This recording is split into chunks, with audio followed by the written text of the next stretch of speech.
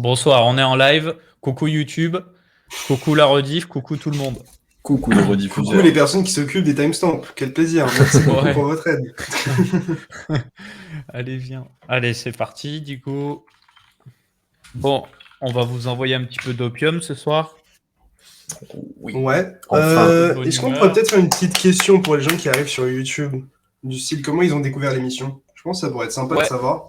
Ouais. Savoir est-ce que, je sais pas, ils ont... recommandations, c'est Twitter. Est-ce que c'est des potes qui en ont parlé? Est-ce que c'est d'autres gens? Je sais pas. Yo, à ceux qui arrivent, yo, Ced Mike, ça vaut quoi? Ced Mike, quel frère, sérieusement. Quel beau gosse. Il est beau comme un canon. Ok, je regarde le titre, c'est bon. Par contre, Capet, je t'entends bugger un peu des fois, non? Ton son il rebug, ouais, comme la dernière fois. Ça marche bien et dès qu'on lance, Ouais, non, mais ça bug. Non, mais là, c'est vraiment chiant. Après, est-ce que c'est que nous? Est-ce que le chat aussi l'entend comme ça? Je sais pas. Ah, je pense que les... Qu'est-ce que c'est? Non, mais il a toujours ce souci-là. On t'entend fort, Léo, comparé à Capet. Ouais, mais c'est... On va... gros, je pense vraiment que c'est la dernière fois qu'on utilise cette solution. On va changer de soft après, hein, pour faire les lives. Ok, juste on va monter le level. Ouais, c'est bien. Moi, j'ai jamais eu de souci avec, en tout cas. Donc voilà. Yo à ceux qui arrivent, yo, Salam Cousin qui me dit bonsoir mon sucre. On est plusieurs à avoir le souci, donc... Ok. On en parlera ensemble, mon frère. À un autre moment, de toute façon. Yo, agrément Fuju. Coucou tout le monde. Yo, Limaxo. Mawox. Putain, t'es pas poli, mec. Yo tout le monde. Ah, c'est vrai. En plus, moi, je suis pas poli, c'est vrai. Bah, je te laisse. Alex, juste il patiente. Je te laisse accueillir. Je vous propose de... Les gars, vu que généralement, on dit qu'on lance à 21h, et c'est vrai qu'on lance un petit peu avant... si vous voulez, qu'est-ce qu'on pourrait faire pour démarrer? Attends, j'ai une question. On peut saluer le chat, on peut laisser le... Est-ce que le créneau de 21h convient à tout le monde ou pas? Ou est-ce que c'est trop tard? Parce qu'en fait, on est le dimanche, les gens peut-être se regardent un film ou quoi. Est-ce que ce serait peut-être mieux de le mettre en fin d'après-midi? Ou est-ce que vous aimez le 21h? Comment vous trouvez ça? Top 21h. Pour ceux pour qui c'est trop tard, ils sont pas là, donc ils pourront pas répondre. Oui. Oh, on sait jamais. Je sais pas. Je lance comme ça. 19h pixel, 21h, parfait. Yo Arnex, ça vaut quoi? Mais c'est marrant, toi, ton chat, ils sont toujours au taquet direct. Et moi, mon chat, tu vois, ils sont pas très nombreux au début. Et après, ça... C'est le chat d'analyse technique, ça. Bonsoir tout le monde. Hein. Warrior, Perfect. Ils veulent l'école. Ça les a excités, là. Ils veulent l'école. C'est mieux. Non, ok, il y a des bougies vertes, ils sont excités. Ouais, puis il y a le Pro Bowl. Ouais, ce soir, il y a le Pro Bowl en plus, c'est vrai. Et petite autre question, parce que là, j'en profite pour les sondages. Est-ce que vous regardez d'autres émissions Twitch, mis à part la masterclass, que ce soit dimanche ou les autres jours de la semaine? Est-ce qu'il y a d'autres gens que vous regardez beaucoup que vous kiffez? Non, ils nous trompent pas. Ils sont fidèles. Ce sera pas la première fois qu'il y a tromperie, quand même. Oui, JDC, ouais, ils enchaînent. Hein. Ils enchaînent tout le monde. Hein. Matrix, JDC. Alan Crypto, Domingo le mardi. Polka France aussi, ouais. Cryptologique. Alan. Cryptologique, ouais. Samy Asher.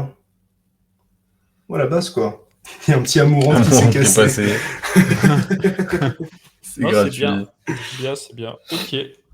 Ok. Bon, si jamais l'équipe... ça fait un moment que je dis que je vais interviewer des gens, donc je me suis sorti les doigts des fesses, là. Du coup, cette semaine, en perso, très probablement, donc sur la chaîne de Capet, je vais interviewer, donc mercredi, probablement, Abdel, qui bossait chez Consensus, et le jeudi, Massa, qui est une solution en blockchain qui n'est pas encore sortie, qu'on vous a présenté dans un article, qui est une blockchain en proof of stake ultra scalable avec un sharding fait maison. Voilà, qu'on interviewera donc des Français qui nous parleront de la tech.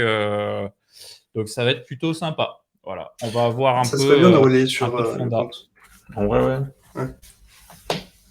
Désolé, je t'ai coupé, Capet, parce que du coup, je disais. Aucun problème. Peut-être relayer sur le compte Coin Academy. Voilà. Je lis un petit peu le chat qui est ici. Seulement Asher. Les ils se sont pas axés, ils veulent rien dire tout le temps ensemble. Tu m'aurais vu l'engueuler sur ses repas tout à l'heure. Il m'a dit, mais attends, mais là, ça Là, ça va pas. Vous Ça va m'entendez trop, bien? c'est Mike Sinon, le ça va? frère. C'est pas trop le bordel? Moi, je t'entends. Là, en tout par cas, contre, ouais, c'est y a bien, pas de là, problème. le volume Merci est beaucoup, remonté. Seth Mike, pour Ouais, les c'est 5 peut-être au merci début beaucoup. que ça part en sucette C'est et Ça après. fait grave plaisir. Massa, ça semble sponsor. Non, même pas, même pas. Alors après, histoire d'être totalement transparent avec vous, moi, je suis investi sur le projet. Je suis investi sur le projet, donc ça, oui. Mais c'est juste que je m'entends bien avec l'équipe et du coup, je leur ai dit, bah, écoute, un de ces quatre, go se faire une petite interview. Moi, j'ai envie d'avoir Bah, un peu en de fait, fécosse. pour répondre aussi à ça oui, vous avez un biais, etc.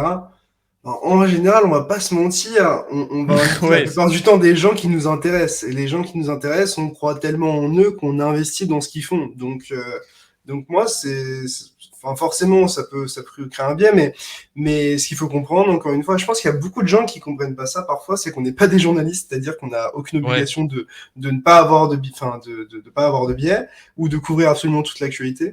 J'avoue que je me fais tag à longueur de journée sur des trucs en mode mais attends, mais comment ça se fait que vous parlez pas de ce sujet? C'est vraiment une honte. Non, bah frérot, juste moi je troll. Ah ouais? Et puis voilà, quoi. Non, Ah ouais, j'ai non, mais pas je te ça. jure. Non, mais c'est vrai, Je te jure, c'est vrai que c'est c'est bien quelque que tu chose. remettes c'est bien que tu remettes les choses en ordre. Ouais, on est des gros spéculateurs, les gars, et je pense que c'est pour ça que vous nous suivez, non? Enfin, je veux dire, ben non, c'est pas une question de conseil d'investissement, c'est qu'on a un marché, il y a des milliers de monnaies, donc démêler le vrai du faux, c'est un taf à plein temps. Qu'on fait aujourd'hui et on n'a pas la prétention de vous dire qu'on y arrive à chaque Oh, fois, mais wesh. simplement voilà quand on identifie des bons trucs. Putain, mais alors, Alex, Bah, qu'est-ce on que devient c'est que ça? riche. Bah, mais attends, mais Tu l'as je tweeté pense... ou pas? Non. T'es nul. J'ai dit T'es nul, à quoi. Alex, qui est juste à côté, bah, je t'ai dit quoi? Je t'ai dit long T'as Shiba. dit not financial advice, mais long Shiba. Moi, j'ai long Shiba. Il a fait plus de 10% genre direct, je crois. T'as dit mes x3, j'ai mis x5. T'as vraiment fait x5? Bien sûr, je suis en x5. Oh, vas-y, En fait, il a dit casse ça va les plus couilles, vite en frère. x5. C'est trop. Est-ce qu'on a le temps même? Mon chat perso, en fait, il est lent. Hein. J'ai l'impression qu'ils sont en Oh, décalé. on se réveille. On se réveille, les gens chez Capet, là-haut. Les commentaires, là. Non, mais tranquille. En fait, tu sais, j'ai à peine commencé de parler de Massa, de transparence et tout, et j'ai les réponses que maintenant. C'est bizarre. Ah, ils sont sur tel souvent peut-être alors. Je sais pas. Je sais Sur pas. tel, il y a un vrai En cas. tout cas, voilà, on va être 21h, on vous laisse le temps d'arriver, les gars. Donc, comme d'hab, on vous parle de la technique et du fonda. Moi, là, j'ai passé pas mal de temps en perso à remanger du fonda, m'intéresser un peu à ce qui se passe. En fait, pour être très honnête avec vous, Bah, vous avez dû voir passer mes tweets, j'ai fait des facile. gros profits sur le Juno. Et ça m'a donné une fin de spéculation incroyable.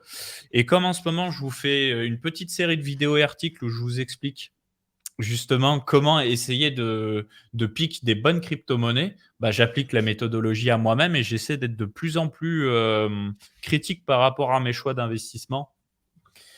Et du coup, on va essayer de chasser des bonnes pépites pour 2022 parce que pour moi, bear market, pas bear market, on s'en bat les couilles, il faut faire les courses là. Faut dépenser des sous Ah là. oui, je te sens chaud, là. La Ah, semaine je suis dernière, chaud, c'était quoi. pas du tout le même ton, là. Ah ouais, non, mais Ça- là, ça on a est bien chaud bougé. là. On est chaud, on dort bien la nuit, on bosse. On est là. Du coup, Léo, tu nous présentes quoi? Non, il a juste pris beaucoup trop d'argent en live, c'est n'importe J'aime quoi. Non, bah écoutez, j'espère que tous les gens qui sont sur live vont bien déjà. J'espère que vous avez passé une très bonne semaine, puisque, bon, on va pas se mentir. Si là, vous n'avez pas passé une bonne semaine, quand est-ce que vous passez Voilà, une bonne semaine? Bah attends, il y a plein de gens qui disaient Ouais. 28K, 25K, je suis en stable, gna gna gna. Bon. Mais Léo, Non, tu non, comprends mais pas les c'est running une flat, réalité. Léo, merde. Mais merde. Non, mais on va pas se Bon, mentir. il y a reste beaucoup de 4 gens heures. qui Hein. attendaient- Il reste 4 heures. Hein. Si ça se trouve, Bitcoin va se faire pirater pour la Oh, première pour- fois de son histoire. Attaque à 51%, c'est fini. Satoshi Le- dans tous ses coins. Satoshi Nakamoto bouge les fonds. On se rend compte que c'est le président du Salvador. Enfin, un truc de fou, quoi. Mais il y a quelqu'un dans le chat qui dit par exemple toujours en stable, RIP. donc voilà, non, je pense que la majorité des gens ont une bonne semaine parce que bon, quoi qu'on en dise, je pense que nos bagues sont plutôt bien comportées cette semaine. Ouais. Je pense que ça fait du bien quoi qu'on en dise parce qu'on s'est pris quand même un moins 55% en 2 mois dans la gueule. Quoi qu'on en dise, c'est relativement violent parce qu'on n'a pas eu de rebond jusqu'à maintenant. Et pour la première fois, j'ai l'impression qu'il y a beaucoup de gens qui sortent de la tête de l'eau. Et surtout, on avait une psychologie que je trouve assez intéressante. Alors, encore une fois, rien n'est fait. Ça se trouve, on n'a absolument pas le bottom. Ça se trouve, on va juste clôturer sous les 40 000 dollars et aller chercher les 25 000 dollars. Et je vais me faire troll la semaine prochaine. Mais là où je veux en venir, c'est que, je sais pas toi en tout cas de ce que tu voyais sur Twitter, mais vraiment, je ressentais le sentiment de peur de la plupart des gens et surtout de se dire, mais en fait, cette chute ne va jamais s'arrêter. Et moi, j'achète que à partir de 28 000 dollars ou 25 000 dollars. Je voyais systématiquement C'est pour ça que c'était pas tant de la peur. Les gens, ils étaient en mode, ouais, moi, je suis serein, j'attends 28. Moi, j'achète plus bas. Bah ouais, voilà. Non, mais en fait, ce qui est de magique, c'est que tu vois le mime où tu vois un pépé qui sniffe un rail et c'est une bougie verte. Bah, Ouais. c'est exactement ce qui s'est passé. C'est dès qu'on a eu la grosse tige que tu vois là, il y a 2 jours, ça a été une bouffée d'air frais pour le marché. C'est absolument incroyable. C'est vous dire à quel point on est dopé par les bougies vertes. En fait, pour expliquer un petit peu ce qui s'est passé, nous, ça fait un moment qu'on latéralise sous la résistance, en tout cas le niveau hebdomadaire des 40 000 dollars globalement. Comme on le voyait ici, c'est là où on avait rebondi avant de se casser la gueule. On avait déjà utilisé cette zone comme support. Donc là, ici, elle nous servait de support, on est passé en dessous, donc on pouvait s'attendre à ce qu'elle serve de résistance. On a vu à court terme que on l'avait touché un tout petit peu et qu'elle avait été rejetée. Mais ce qui était assez intéressant, c'est que lorsqu'on a dump et qu'on a commencé à pousser ici, pour moi, cet endroit, ce comportement de prix était hyper important à surveiller parce que, en fait, si on commençait à pousser au-dessus de ces sommets-là, bah, qu'est-ce que ça voulait dire? Ça voulait dire qu'on arrivait à continuer à faire des sommets de plus en plus haut, alors qu'ici, on avait quasiment break structure, la marquée structure, donc la structure de marché, en faisant un creux plus bas que le précédent. Et concrètement, au-dessus de ce sommet-là, si on a rejeté plein de fois, bah, concrètement, ça veut dire qu'on a plein de vendeurs qui vendent une fois, 2 fois. Donc, si, imaginons, j'ai 10 BTC à vendre, bah, j'en vends peut-être 2 fois une fois, puis 5 BTC, puis jusqu'au moment où j'en ai plus. Et en fait, je pense que bah, littéralement ici, il y a beaucoup de gens qui ont empilé des positions short qui étaient en positif, et puis d'un coup, ils se sont retrouvés dans une position où bah, ils passaient justement en négatif. Et justement, c'est là où on a eu un short squeeze. Donc un short squeeze, c'est une cascade de liquidation. Là, pour le coup, c'était des personnes qui parient à la baisse sur Bitcoin et qui sont retrouvées dans une situation où ils devaient clôturer leur position, sinon ils allaient perdre tout ce qu'ils avaient mis, ou tout simplement des personnes qui commençaient à perdre de l'argent. Et quand on clôture un short, bah, on génère un achat en fait. Donc tout ça a créé une pression acheteuse assez forte et surtout nous a fait basculer au-dessus de ce niveau des 40 000 dollars. Et maintenant, on est en train de latéraliser autour des 41 700 dollars. Et mais qu'est-ce que ça change au final en fait? Qu'est-ce que ça change de tout ce qu'on a vu par exemple sur cette baisse ici? En quoi c'est entre guillemets différent? Parce que pour moi c'est différent actuellement. C'est qu'on va au resto au lieu de manger des pâtes.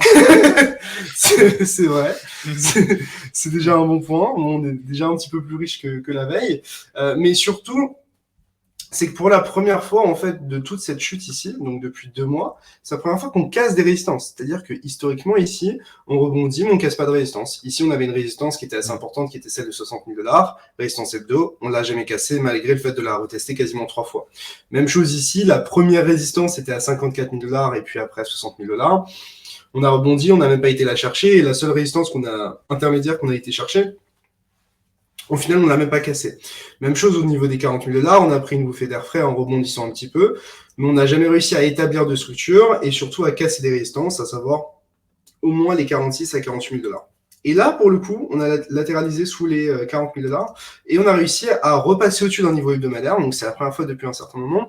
Et puis, au-delà de ça, je pense que ce que tout le monde voyait aussi, c'est que le prix évoluait sous une ligne de tendance qui est celle qui est dessinée ici, tout simplement, qui avait de nombreux points de contact. Je pense qu'elle est assez claire. Ça fait un moment qu'on n'avait pas vu une ligne de tendance avec autant de points de contact sur Bitcoin. Donc, on en voit quasiment 3 ici, quasiment 4 ici, 5, 6, 7. Donc, on voit rarement autant de points de contact sur une ligne de tendance. Et là, pour le coup, on l'a touché une dernière fois. Et le moment où on a commencé à passer au-dessus, bah, on a libéré, entre guillemets, les acheteurs. Et ce que ça veut dire, c'est que concrètement, toute la baisse a été guidée par cette ligne de tendance sous laquelle on restait. Et le fait de passer au-dessus bah, nous a permis, en tout cas, de pump et à court terme, de changer cette tendance, en tout cas à court terme, je dis bien. Donc voilà. Et maintenant, en fait, ce qui compte, c'est enfin, enfin, quels sont mes scénarios en tout cas et à quoi on peut s'attendre dans les prochaines semaines. Évidemment, pas de science infuse, évidemment, not financial advice, évidemment, voilà, tout peut changer du jour au lendemain. Mais moi, ce qui m'intéresse concrètement, c'est de garder un prix au-dessus des 39 à 40 000 $. Pour moi, tant qu'on reste au-dessus de cette zone-là, pour moi, le contexte est haussier. Pourquoi? Parce que en fait, concrètement, si on commence à repasser en dessous, on pourra voir ça comme une sorte de fake out. En fait. C'est-à-dire que, en fait, on passe au-dessus d'une résistance et puis au final, on clôture en dessous et on resserre comme résistance pour poursuivre la baisse. Donc là, ce serait véritablement le pire scénario. Et donc, en vrai, concrètement, l'invalidation, pour moi, elle est assez claire. C'est rare d'avoir des invalidations assez claires. Et là, pour le coup, pour moi, ça laisse. C'est-à-dire que pour moi, le marché est absolument haussier. Tant qu'on reste en fait au-dessus des 39 à 40 000 $, qui est cette zone ici, qui est donc un niveau hebdomadaire. Si on commence à clôturer en dessous, à ce moment, les acheteurs qui sont placés avant pourraient se sentir agressés. On pourrait aller chercher les stops des acheteurs qui étaient assez protégés actuellement. Et donc là, à ce moment-là, on pourrait alimenter une baisse beaucoup plus forte. Mais pour le coup, tant qu'on reste en fait au-dessus de cette zone hebdomadaire des 39-40 000 $ et qu'on n'a pas de clôture daily en dessous, pour moi, tous les feux sont au vert pour un rebond. Alors encore une fois, faut pas s'emballer, faut pas se dire on est passé de l'autre côté de la ligne de tendance, on casse une résistance, une nouvelle ATH. Je vous rappelle quand même que globalement, bon. Bah, ça fait 3 mois qu'on souffre en fait. Hein. Ça fait un trimestre de bear market, gros. En gros. Hein. Donc, c'est ça. Et donc, au final, surtout qu'on se situe dans une sorte d'énorme range entre les 30 000 et les 60 000 $, même si on n'a pas été le chercher parfaitement. Je suis sûr que si on se met en 2 semaines ou en un mois, on pourrait limite tracer le bas du range ici, tu vois. Donc, à peu de choses près, on a été toucher le bas du range. Donc, en soi, juste, on fait du ping-pong dans ce range-là. Donc, maintenant, quels sont les targets? Donc, moi, où je vous ai dit mon invalidation, c'est si on commence à reclôturer sous les 39 à 40 000 $. Pour moi, en journaliste, ce serait négatif. Mais moi, qu'est-ce qui m'intéresse, en tout cas, comme target? Alors, dans une tendance baissière, si on doit poursuivre cette tendance baissière et que le prix est amené à respirer et rebondir, en général, on a 2 targets. La première target, c'est les 38%. Les 38%, c'est un niveau qui est souvent cherché systématiquement puisque c'est le premier endroit où justement les vendeurs doivent se repositionner pour poursuivre cette baisse-là. Et en général, quand une tendance baissière est forte, on ne va pas plus loin que ce niveau-là. Par contre, si on casse les 38% et qu'on est amené à toucher la deuxième target, qui est le deuxième endroit pour défendre cette tendance baissière, à ce moment, on retourne en reload zone et cette reload zone, elle est ici. Donc pour moi, la première target à court terme, tant qu'on reste au-dessus des 39 à 40K, je vois rien qui nous retient véritablement, en tout cas en hebdomadaire, des 46 à 48 000 $. Pour moi, c'est la première résistance significative, le premier cluster qui est important, qui est au-delà d'être le niveau des 38% de retracement de toute la baisse qu'on a eue, et est une zone sur laquelle on a établi du support ici par le passé, donc on peut s'attendre à retrouver de la résistance. Et au-delà de ça, c'est l'endroit ici sur lequel on a marqué un range et qu'au final, on a cassé à la baisse. Donc ce qu'on peut se dire aussi, Léo. c'est juste ce qu'on peut se dire aussi, c'est qu'il y a beaucoup d'acheteurs aussi qui sont fait piéger ici. Parce que tous les acheteurs qui sont fait piéger ici, bah, au final, ils se retrouvent sous l'eau et on peut leur donner une opportunité de sortir à break-even et ça peut peut-être stimuler la vente. Je te laisse du coup. Il n'y a pas de souci. Est-ce que pour toi, mettre la charte avec les volumes, et tu sais, les volumes sur le côté droit pour avoir les volumes face au niveau de résistance, ça peut être pertinent ici, visuellement. Ça peut être bien de effectivement regarder quels ont été les niveaux les plus tradés. Depuis les 69 000 $. Voilà. Et on voit effectivement que le niveau des 47 000 $ ici, on le voit avec la ligne rouge assez opaque, que c'est le prix qui a été le plus tradé sur toute cette baisse des 69 000 $. Donc ça nous montre qu'il y a une véritable zone d'intérêt, qu'il y a une grosse bataille qui s'est déroulée. Et donc concrètement, pour moi, ça justifie par le volume, par le price action et par le retracement de Fibo, un premier intérêt des vendeurs pour se positionner. Se positionner avant côté vendeur, c'est assez compliqué. Donc moi, si je voulais véritablement short Bitcoin, je n'aurais aucune raison de le short avant cette zone-là des 46 à 48 000 $, ou dans le cas où on commence à reclôturer en dessous. Si on commence à reclôturer en dessous des 39 à 40 000 $, j'espère que cet extrait sera gardé contre moi. Je sortirai entièrement du marché a priori. parce que c'est pas ce que je cherche, et parce que si pour une raison XY, on passe en dessous pour repasser au-dessus et faire une structure weekly, à ce moment-là, rien ne m'empêche de re-rentrer dans le marché quand on repasse au-dessus. Donc moi, si on commence véritablement à clôturer sous cette zone violette, moi, je sortirai entièrement du marché. Donc, je suis haussier, mais à certaines conditions. Ça peut vite changer, quoi. Exactement. Et donc, premier cluster de résistance, ça c'est intéressant. Et si jamais on était vraiment amené à avoir je dirais, un rebond violent qui nous amène bien plus haut et qui nous amène surtout à casser le niveau des 38%, donc des 46 à 48 000 $ ici. Et donc, on clôturait au-dessus des 48 000 $ en weekly. À ce moment-là, on pourrait aller au moins chercher les 61-70% de retracement, qui en soi, le haut du range.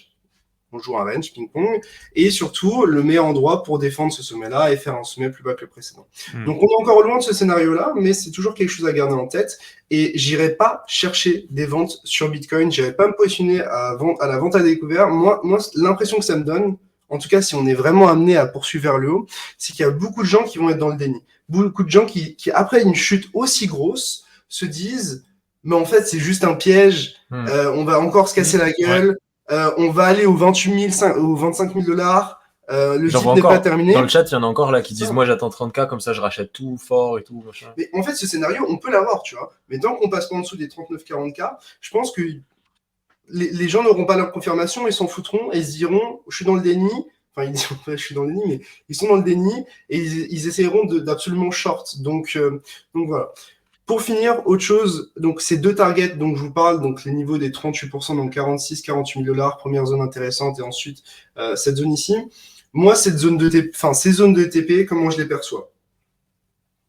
Encore une fois, c'est uniquement mes scénarios et ce que je fais personnellement. Le niveau des 38%, pour moi, ce sera une zone qui va me permettre de m'alléger d'une manière, c'est-à-dire que sur cette zone, a priori, je vais commencer à enlever un petit peu de mon exposition aux crypto pour passer en stable. Okay, si cette occasion se présente, bien évidemment. Donc, tant qu'on reste au-dessus. Ça veut dire quoi un petit peu? Tu peux nous parler pourcentage peut-être? 25. Ouais, je sais pas, je sortirais peut-être 20-25% des cryptos que j'ai Okay. dans cette zone-là si on y va. Si on n'y va pas et qu'on se casse la gueule en dessous avant, je sortirai complètement du marché. Et si on est amené à aller donc au-dessus des 38% et dans cette zone ici, je pense que je ferais, c'est que je sortirais quasiment totalement du marché, même si quoi qu'on en dise, au final, on n'est pas tous si liquides que ça. C'est-à-dire que il y a des choses qu'on peut pas vendre facilement. Je parle notamment des NFT. Ouais. Mais voilà, si on retourne dans cette zone ici, a priori, moi, je sortirais complètement du marché. Pourquoi ? Parce qu'en fait, ici, je peux sortir, entre guillemets, gratuitement du marché. Et si jamais on commence à reclôturer au-dessus des 60 000 $, c'est qu'il y aura de grandes chances quand même qu'on fasse un nouvel ATH. Donc, pour moi, cette zone ici, ce sera une bonne zone pour piéger les cons.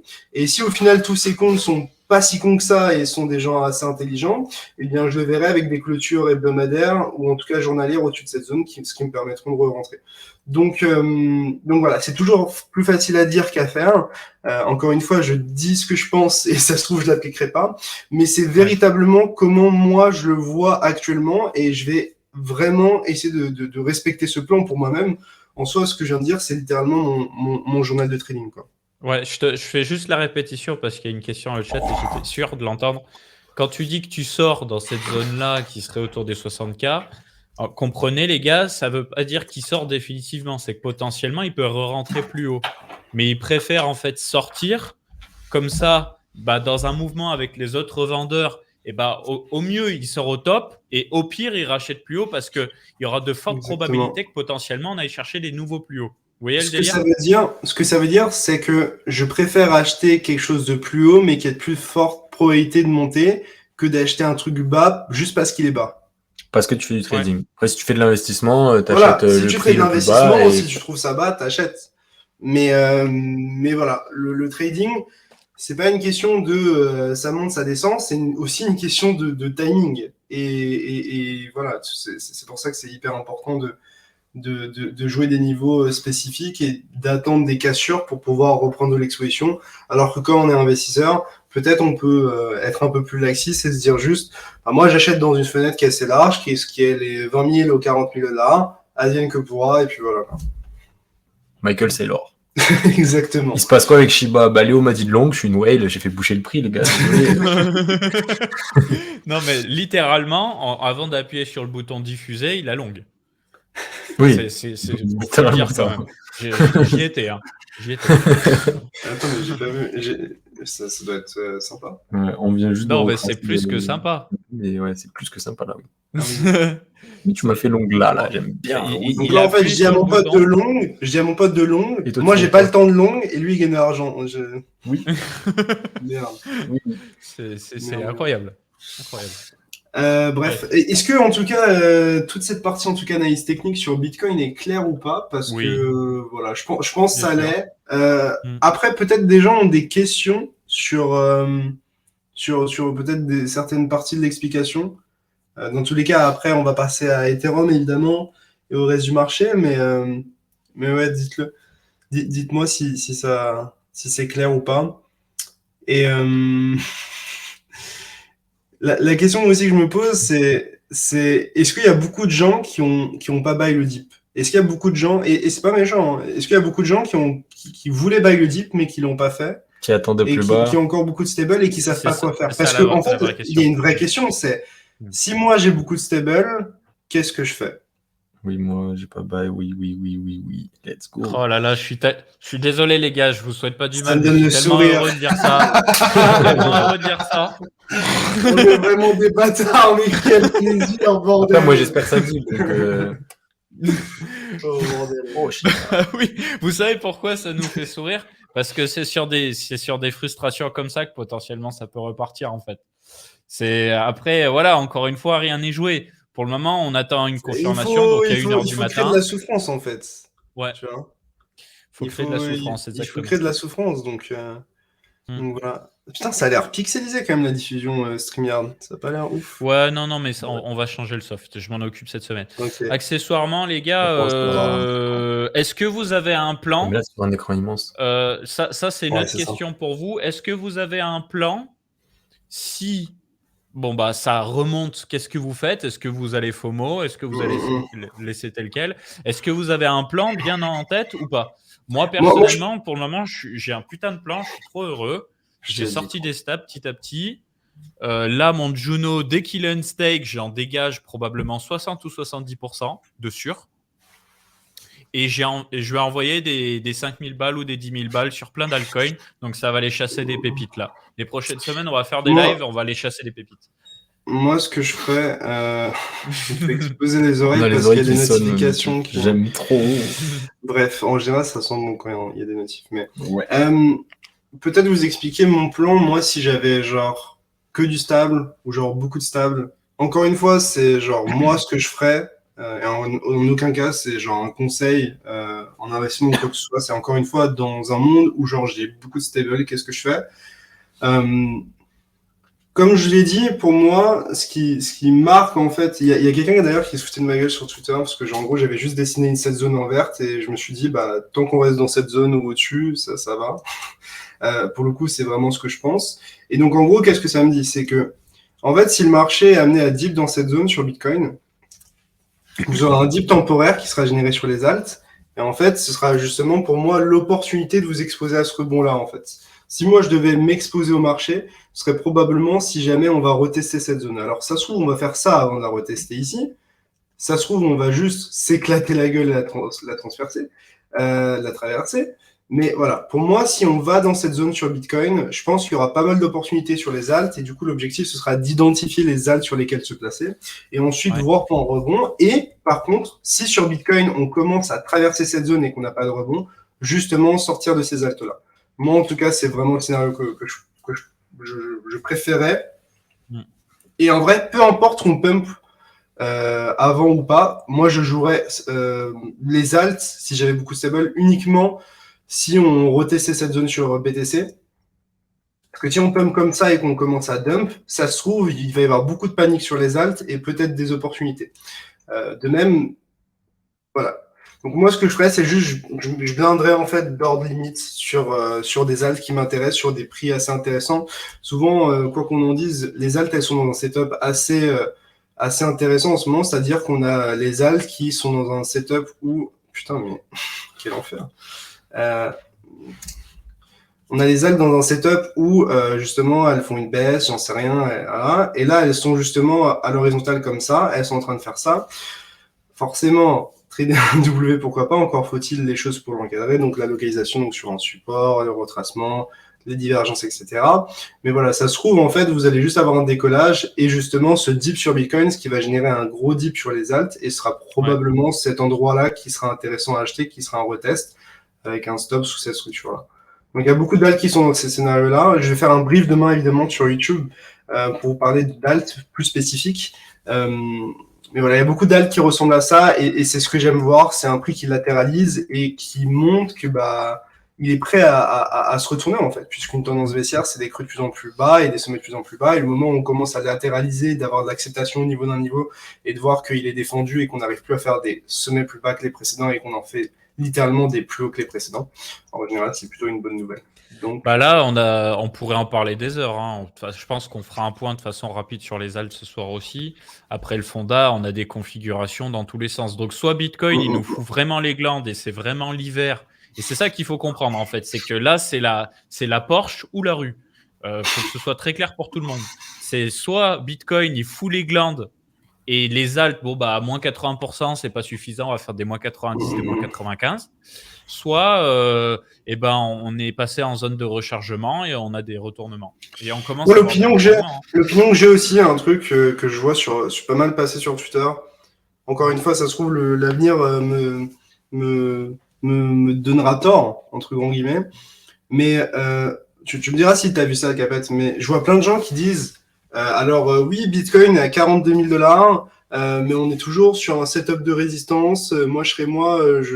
Tout trader doit prendre des profits et TP sur cette zone, etc. Je suis en mode, les gars, on vient de se prendre une baisse de moins 55%. C'est la première fois qu'on casse des résistances et vous les TP. Ça monte déjà. En fait, pour moi, à ce moment-là, juste tu sors du marché si on casse en dessous, mais prendre des TP maintenant, alors que historiquement, quand on a eu des retournements, par exemple sur les EMA comme ça, regarde en daily, les fois où on a eu des retournements. C'est le TP de la souffrance. C'est le TP de la souffrance, gros. C'est en mode, vas-y. En tout cas, actuellement, moi, comment je vois comme TP ici ou ici, tu vois.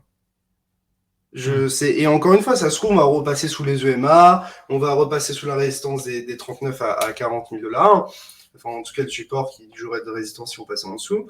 Mais voilà, pour moi, TP maintenant, oui, ça se trouve, tu vois, mais voilà. Pour moi, TP maintenant, de toute façon, je suis habitué, hein, donc faut y aller. Mais voilà, j'ai l'impression qu'il y a beaucoup de gens qui sont vraiment dans la peur, quoi. Et aussi Nord. Ouais, mais c'est normal. Mais même moi, hein, je suis neutre, mais neutre totalement différent, tu vois. Avant, j'étais en mode. T'es neutre, t'es quand même en mode. Moi, dans tous les cas, j'achète, les gars. Hein, ouais, non, mais comment dire Regarde, on serait début 2021. Début 2021, moi, j'étais en mode ça va monter, ça va repartir comme un ouf. Tu vois, j'étais très sûr de mon coup. Peut-être trop sûr. Jusqu'à mai, en fait, j'étais très, très sûr. À partir de novembre et décembre, en fait, le truc, c'est que quand tu regardes tous les market cap de tous les jetons que tu aimes et tout, et tu te dis, putain, mais ça, c'est trop cher, ça, c'est trop cher, ça, c'est trop cher, ça, c'est trop cher. D'un côté, tu te dis, OK, il y a un upside possible, mais d'un autre côté, tu es en mode, franchement, si je devais investir, j'ai pas envie d'investir, c'est trop cher, tu vois. Ouais. Et là, le truc, c'est qu'il y a eu beaucoup de corrections, donc tu as envie de mettre des sous. Là, tu as envie de mettre des sous, tu vois. Moi, il y a quelque chose qui me hante, je vais me confesser ce soir sur Twitch, c'est que du coup, on allait à Solana Breakpoint, et à Solana Breakpoint, je sais plus c'est toi qui me le fait rencontrer, non, je crois c'est qu'on dit, il y a quelqu'un qui me présente un gars, j'ai discuté avec lui, et en gros, mon pote, il me présente le gars comme, il travaille pour une des boîtes les plus grosses en termes de market making au monde. Il te fume toute l'année, quoi. Et je suis en mode enchanté, monsieur. C'est quand on était en boîte, là. Ouais. Non, oui, non ou le dernier son, je crois. Ouais. Et il me disait quoi? il me disait ouais, le marché est trop euphorique, le marché est trop haut, il y a beaucoup de capitalisation sur le marché, y compris les boîtes elles-mêmes en dehors des tokens qui sont très capitalisées. Je m'attends personnellement à une correction, etc. Et à ce moment-là, moi, j'étais vraiment pas bearish. On était en train de casser une résistance, la résistance des 60K. On avait fait un plus haut historique. Enfin, pour moi, il n'y avait pas de raison d'être baissier. Mm. Et au final, ce mec m'a dit ça là. Non, mais c'est la grille. Non, mais gros, moi, j'ai une histoire, elle est beaucoup plus conne. Il n'y a pas de market maker, moi, il n'y a rien de tout ça. On était au Solana Breakpoint, on a passé vraiment 4 jours de fou. C'était incroyable.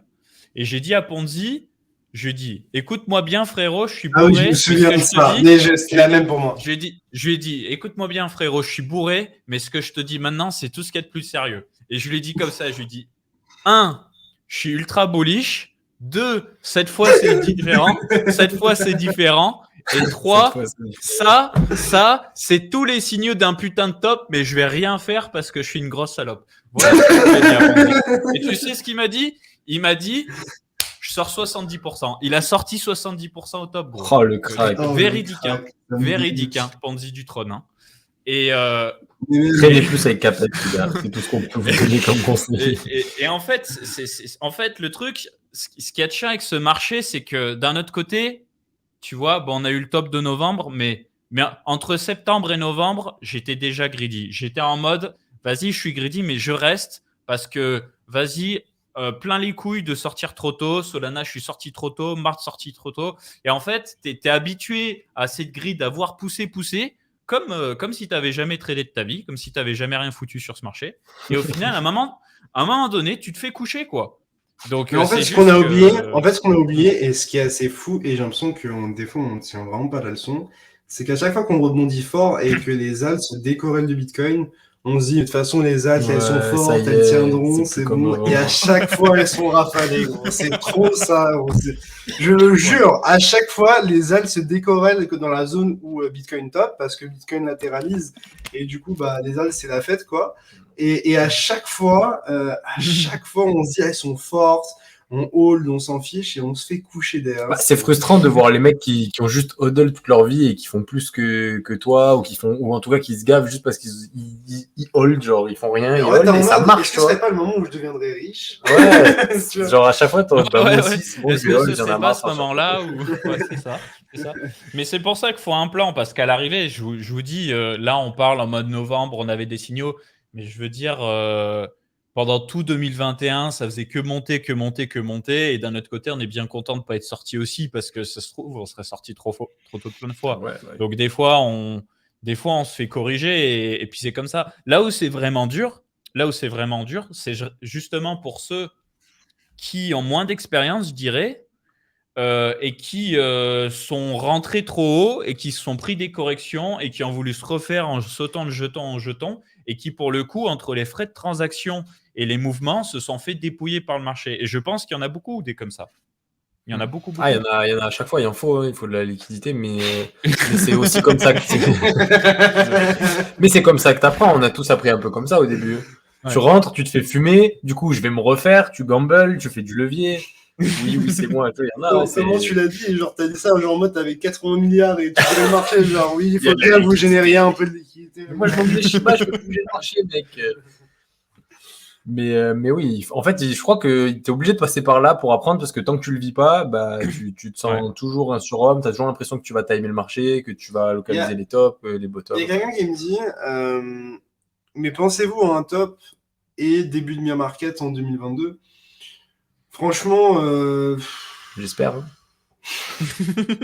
Non, mais lui, il dit ça parce qu'il a vendu son appartement pour récupérer du cash et investir dans les cryptos. Genre, il m'a littéralement dit, je vends mon appartement, je all-in dans les cryptos. Oui, monsieur. Bon, vous êtes face à un dégène, c'est assez fun. Not financial advice. Exactement. Ne vendez pas votre maison. S'il vous plaît, ce serait cool. Merci beaucoup pour les gens qui sauvent, ça fait très plaisir. Et donc, pour ce qui est de, est-ce qu'on va avoir un top, est-ce qu'il y a bear market, je sais pas quoi. Chiche, Frozen Till, fait peur. Il a dit quoi?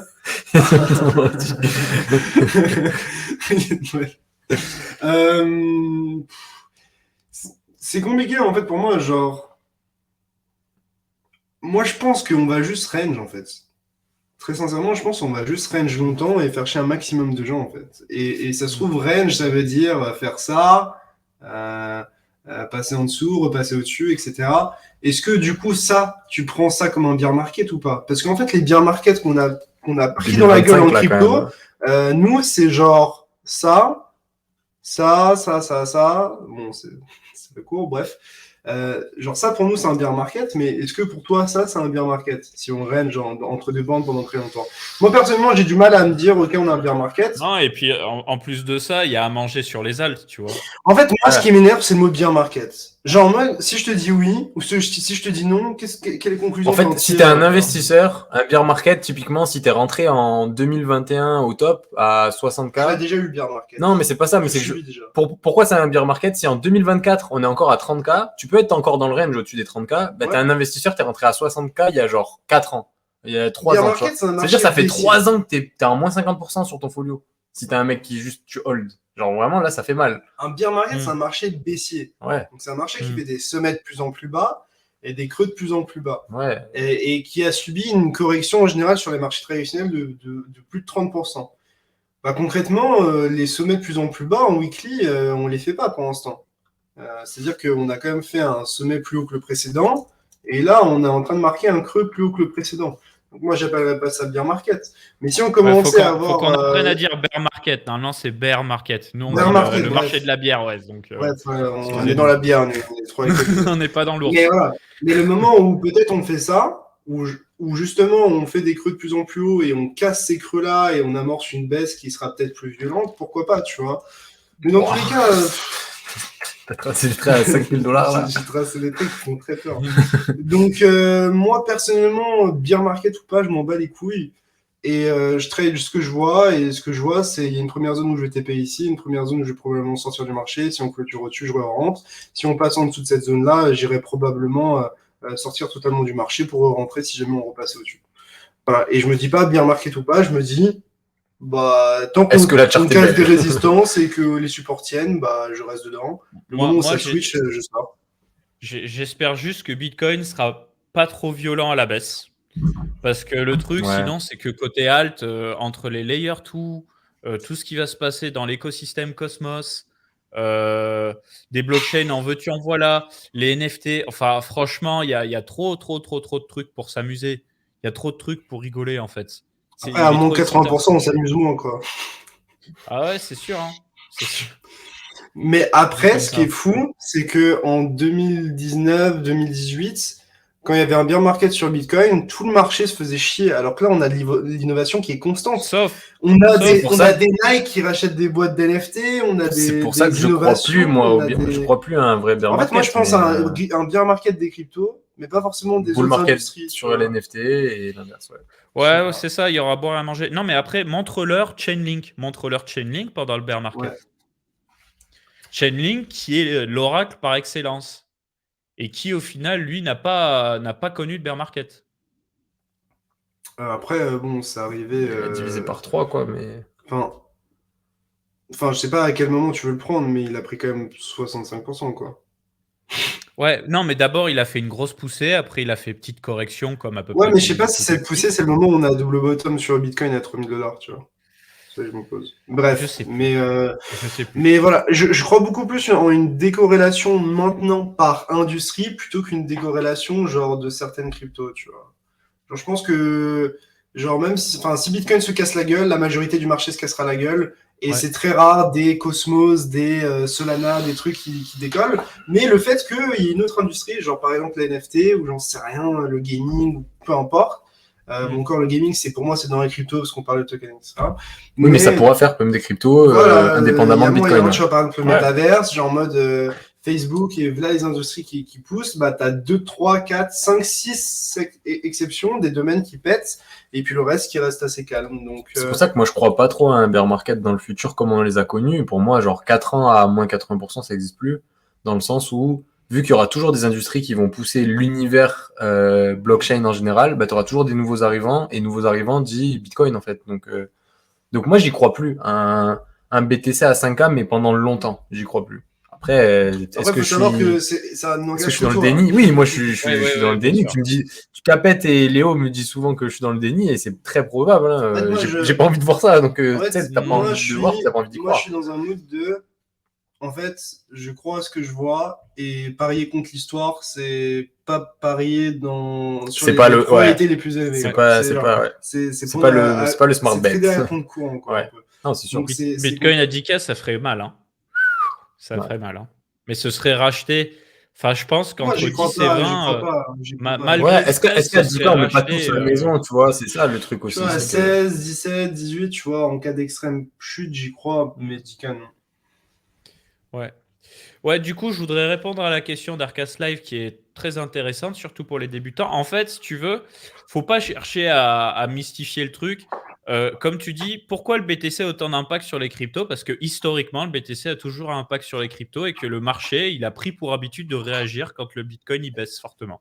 Voilà. C'est juste, c'est devenu un instinct naturel. Quand le Bitcoin se pète la gueule, tu as les algues qui se pètent la gueule. C'est comme En ça. fait, pour moi, c'est assez simple, c'est Bitcoin, c'est l'indicateur du niveau de santé du marché. Ouais. Si Bitcoin ne va pas bien, le marché est pas dans un bon état. Les signes vitaux sont faibles et tout baisse en fait. Parce que en gros, quand il y a trop d'incertitudes sur Bitcoin, il y a de l'incertitude sur les cryptos en général. Et du coup, pourquoi ça n'impacterait pas le reste? Ouais. Tu vois, c'est comme dire, genre, le marché de la voiture est en péril et genre croire en Renault, genre de fou, tu vois. Genre, ça enfin, n'a aucun pourquoi? sens. Genre, tu te dis que là, une industrie est peut-être sur le point de se casser la gueule ou se casse la gueule et t'en aurais un qui sortirait du lot alors qu'il a rien. Enfin, Après, Non, mais je il y a comprends aussi, ce qui fait tilter les gens. il y Tu a sais, aussi tu te cette dis, notion. mon coin, il a quand même sa valeur, il a quand même tout ce qui arrive derrière, il a quand même toutes les news qui font qu'il devrait pump, et il pump pas à cause de Bitcoin, genre, j'ai pas de bol. Bah, ouais. Aussi, je vais sortir la vieille légende, bon, qui est toujours vraie dans le cerveau de pas mal d'investisseurs, c'est que tout ce qui n'est pas Bitcoin, c'est de la merde, et tu trades des altcoins pour accumuler plus de Bitcoin. Et il y a des gens qui sont convaincus que c'est comme ça que ça se passe encore aujourd'hui. mais c'est bon, frère. Non, mais t'as des NFT sur, Non, mais des NFT sur Bitcoin, mon ref? Non, mais Ouais, il y pour en a, moi, il y en a, il y en il y a, en a. tout le monde s'en branle, Les mais premiers il y en a. NFT étaient sur Bitcoin, on s'en branle. Mais en fait, la logique, c'est ça. À la base, la logique, c'était d'accumuler plus de Bitcoin et donc de trade des alcools pour En surperformer Bitcoin. 2018, ouais. Et ensuite, maintenant, la logique, c'est devenu surperformer Ethereum. Et maintenant, la nouvelle logique, c'est surperforme les Layer 2.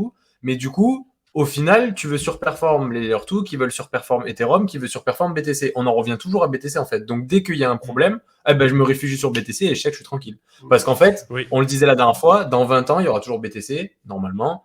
Est-ce qu'il y aura toujours tous les altcoins qu'on connaît, même voire Ethereum, même si c'est quand même le plus safe Tu à vois, moi, connecter, mais je peux pas être sûr. C'est fou, tu vois. J'ai une logique qui n'a pas de sens. Mais moi, j'arrive pas à me dire, genre, j'accumule du Bitcoin, tu vois. Genre, moi, je suis vraiment dans un mood de, Moi non je fais plus. de l'argent. Genre, Ouais, en fait, mais- je crois de fou dans cette industrie. Je crois de fou dans cette industrie. Ouais, mais mais j'arrive t'as pas à du me Bitcoin. dire, j'accumule du Bitcoin. Parce que pour moi, dire j'accumule du Bitcoin, c'est tellement genre dans une dynamique d'investisseur qui n'est pas forcément Ouais. la mienne que j'ai du Mais mal. Mais ça t'en se as- trouve, c'est ce qui va vraiment surperformer de fou. T'en as Regarde, quand même je- du Bitcoin, tu vois. Je mets mon Alors que écran 2 moi, j'en ai secondes. genre zéro, tu vois. Je suis genre full trader. Et... Lis sa bio. Vraiment full altcoin. Lis sa bio. Ouais, bah oui. Voilà. J'accumule du Bitcoin quand la paire Bitcoin-USD est bullish et j'accumule des dollars quand le Bitcoin est bearish. Et c'est ça en fait. Après, les gars, on pourrait après partir dans des délires dans le fonda et vous dire que tout ce qui n'est pas une blockchain en proof of work pue la merde. Ça, c'est un débat aussi. Tu vois, se dire que le proof of stake, au-delà de la sécurité, il y a toujours des points de centralisation, que ce soit le hash rate pour le mining ou la répartition de l'argent, c'est beaucoup plus facile à tracer sur Bitcoin que sur du proof of stake, parce qu'en proof of stake, tu peux être une grosse baleine, avoir des milliards de wallets et répartir tes jetons sur plein de wallets. Vous êtes jeune, accumulez, bordel. Il a dit ça, il a 50 piges, ça me permet. Peut-être, hein. Moi, c'était trop Peut-être. tard. Peut-être. Non, mais Du coup, il all-in tout pour être riche avant la retraite. ouais, voilà. Au pire, tu files tes bitcoins à ta descendance et puis voilà. Je crois que c'est Marie-Zéla ou qui dit ça. D'ailleurs, en parlant de proof of work, demain sur Coin Academy, on vous sort un article sur Cadena qui est un Layer 1 qui a été créé par Qui est les une gars très qui ont belle fait chart. la blockchain de JP Morgan Sur lequel je et vais rentrer. qui utilise un proof of work avec un sharding maison. Mais regarde-moi ce W qui est sur le point de se valider. Je suis en train de spoil la vidéo de demain. Et merde. Oh, la petite notif là. La petite notif à 6.7. Bah oui, gros. Bah oui. Regarde ce petit trait, il attend juste d'être trigger. 6.5. Donc, non, mais c'est exactement ce que je cherche. C'est un prix qui latéralise et qui montre qu'il est prêt à se retourner. Et il y en a là, tellement des jetons dans cette config. Oui, mais tu me dis qu'il y a un bon fonda, il est sur. Bah oui, mais en fait, vu que le marché est corrélé et que le marché bouge ensemble, en général, quand tu as un beau setup sur une crypto, tu l'as sur beaucoup d'autres. Ouais. Alors, souvent, l'objectif, très sincèrement, c'est de regarder celles qui ont résisté le mieux à la chute entière et qui dessinent ce genre de structure. Parce que ça veut dire qu'elles, ce sont celles qui seront les plus à même de faire un nouvel ATH et d'avoir des probabilités élevées de performer comparé aux autres. Tu vois. Et pas juste de récupérer leur baisse. Exactement. Mais ouais, je vois par exemple la petite liste que tu m'as envoyée hier en me disant tout ça, ça a un beau setup que je vais pas spoil parce que j'imagine qu'il y en a qui l'auront un peu après, parce que je suis privilégié. Mais du coup, souvent j'ai remarqué quand tu m'envoies des petites listes comme ça en mode tel coin, tel coin, tel coin, tel coin, et qu'il y en a plein qui ont une belle config, c'est souvent bon signe pour tout le marché parce qu'en fait, tout simplement, tout le marché est bullish. C'est pour ça que, tu vois, à un moment, par exemple, moi, je faisais des listes, etc. Et ces listes-là, en fait, je les faisais à un moment parce que tout le marché nous dessinait des W weekly. Et qu'on était dans un état de cycle qui faisait que ça avait du sens, tu vois. Mais par exemple, ce genre de liste ou quoi, ça n'a pas de sens quand le marché se porte mal. Oui, c'est pour ça quand les gens disent vas-y, donne-moi une liste sur quoi investir, mais en fait, là, il y a pas. En fait, ces listes-là, en fait, tu peux en faire 1 à 2 fois à l'année, tu vois. Mais pas plus. Ça dépend dans le bear market. Bah, en vrai, des gros rebonds. Ouais, t'en as fait 3-4. Non, mais après, dans l'écosystème Solana aussi, ça a fondu sur l'écosystème Solana, c'est un truc de ouf. C'est impressionnant. Ce que je veux dire, c'est que tout ce qui est sur Serum. On va regarder concrètement. Le moment où c'était intéressant de faire la liste, c'était là où c'est que j'ai commencé à le faire, même un peu après ici. Et le deuxième moment, c'était peut-être là. Peut-être un troisième ici, je sais pas. Mais en vrai, si tu regardes vraiment dans l'année 2021, t'en as 2 ou 3 max. T'en as 3 par an, quoi. Même pas, tu vois. Genre là, on est en 2022, donc t'en as 2 en fait. T'as genre 2 mini-cycles à jouer dans l'année, tu vois. À noter que, comme on répète pour ceux qui n'étaient pas là plus tôt ou pour ceux pour qui c'est toujours pas clair, c'est des configurations qui sont belles. Mais si Bitcoin nous pète les couilles, il n'y a plus de configuration. Il y a tout qui casse vers le bas et là, c'est sauf qui peut, quoi. Et c'est aussi pour ça que les configurations sont belles, c'est parce qu'il y a des points de sortie qui sont faciles à trouver. Tu peux trouver ton stop plus facilement que dans d'autres cas de figure, où là, tu peux dire je risque 1 pour gagner 5. Donc, tu as un ratio risk-reward qui est intéressant et tu peux sortir facilement. Pour finir sur la technique, puisqu'après, on va passer un petit peu sur du fonda. Je sens que ça démange capette là aussi. Et puis même Alex. Bah, on va y aller, de toute façon. En vrai, c'est important. Ce qui est important de voir, c'est qu'à chaque fois qu'on a marqué entre grands guillemets des bottoms, c'est quand le marché commence à être pessimiste et donc quand le prix des dérivés est inférieur au prix spot.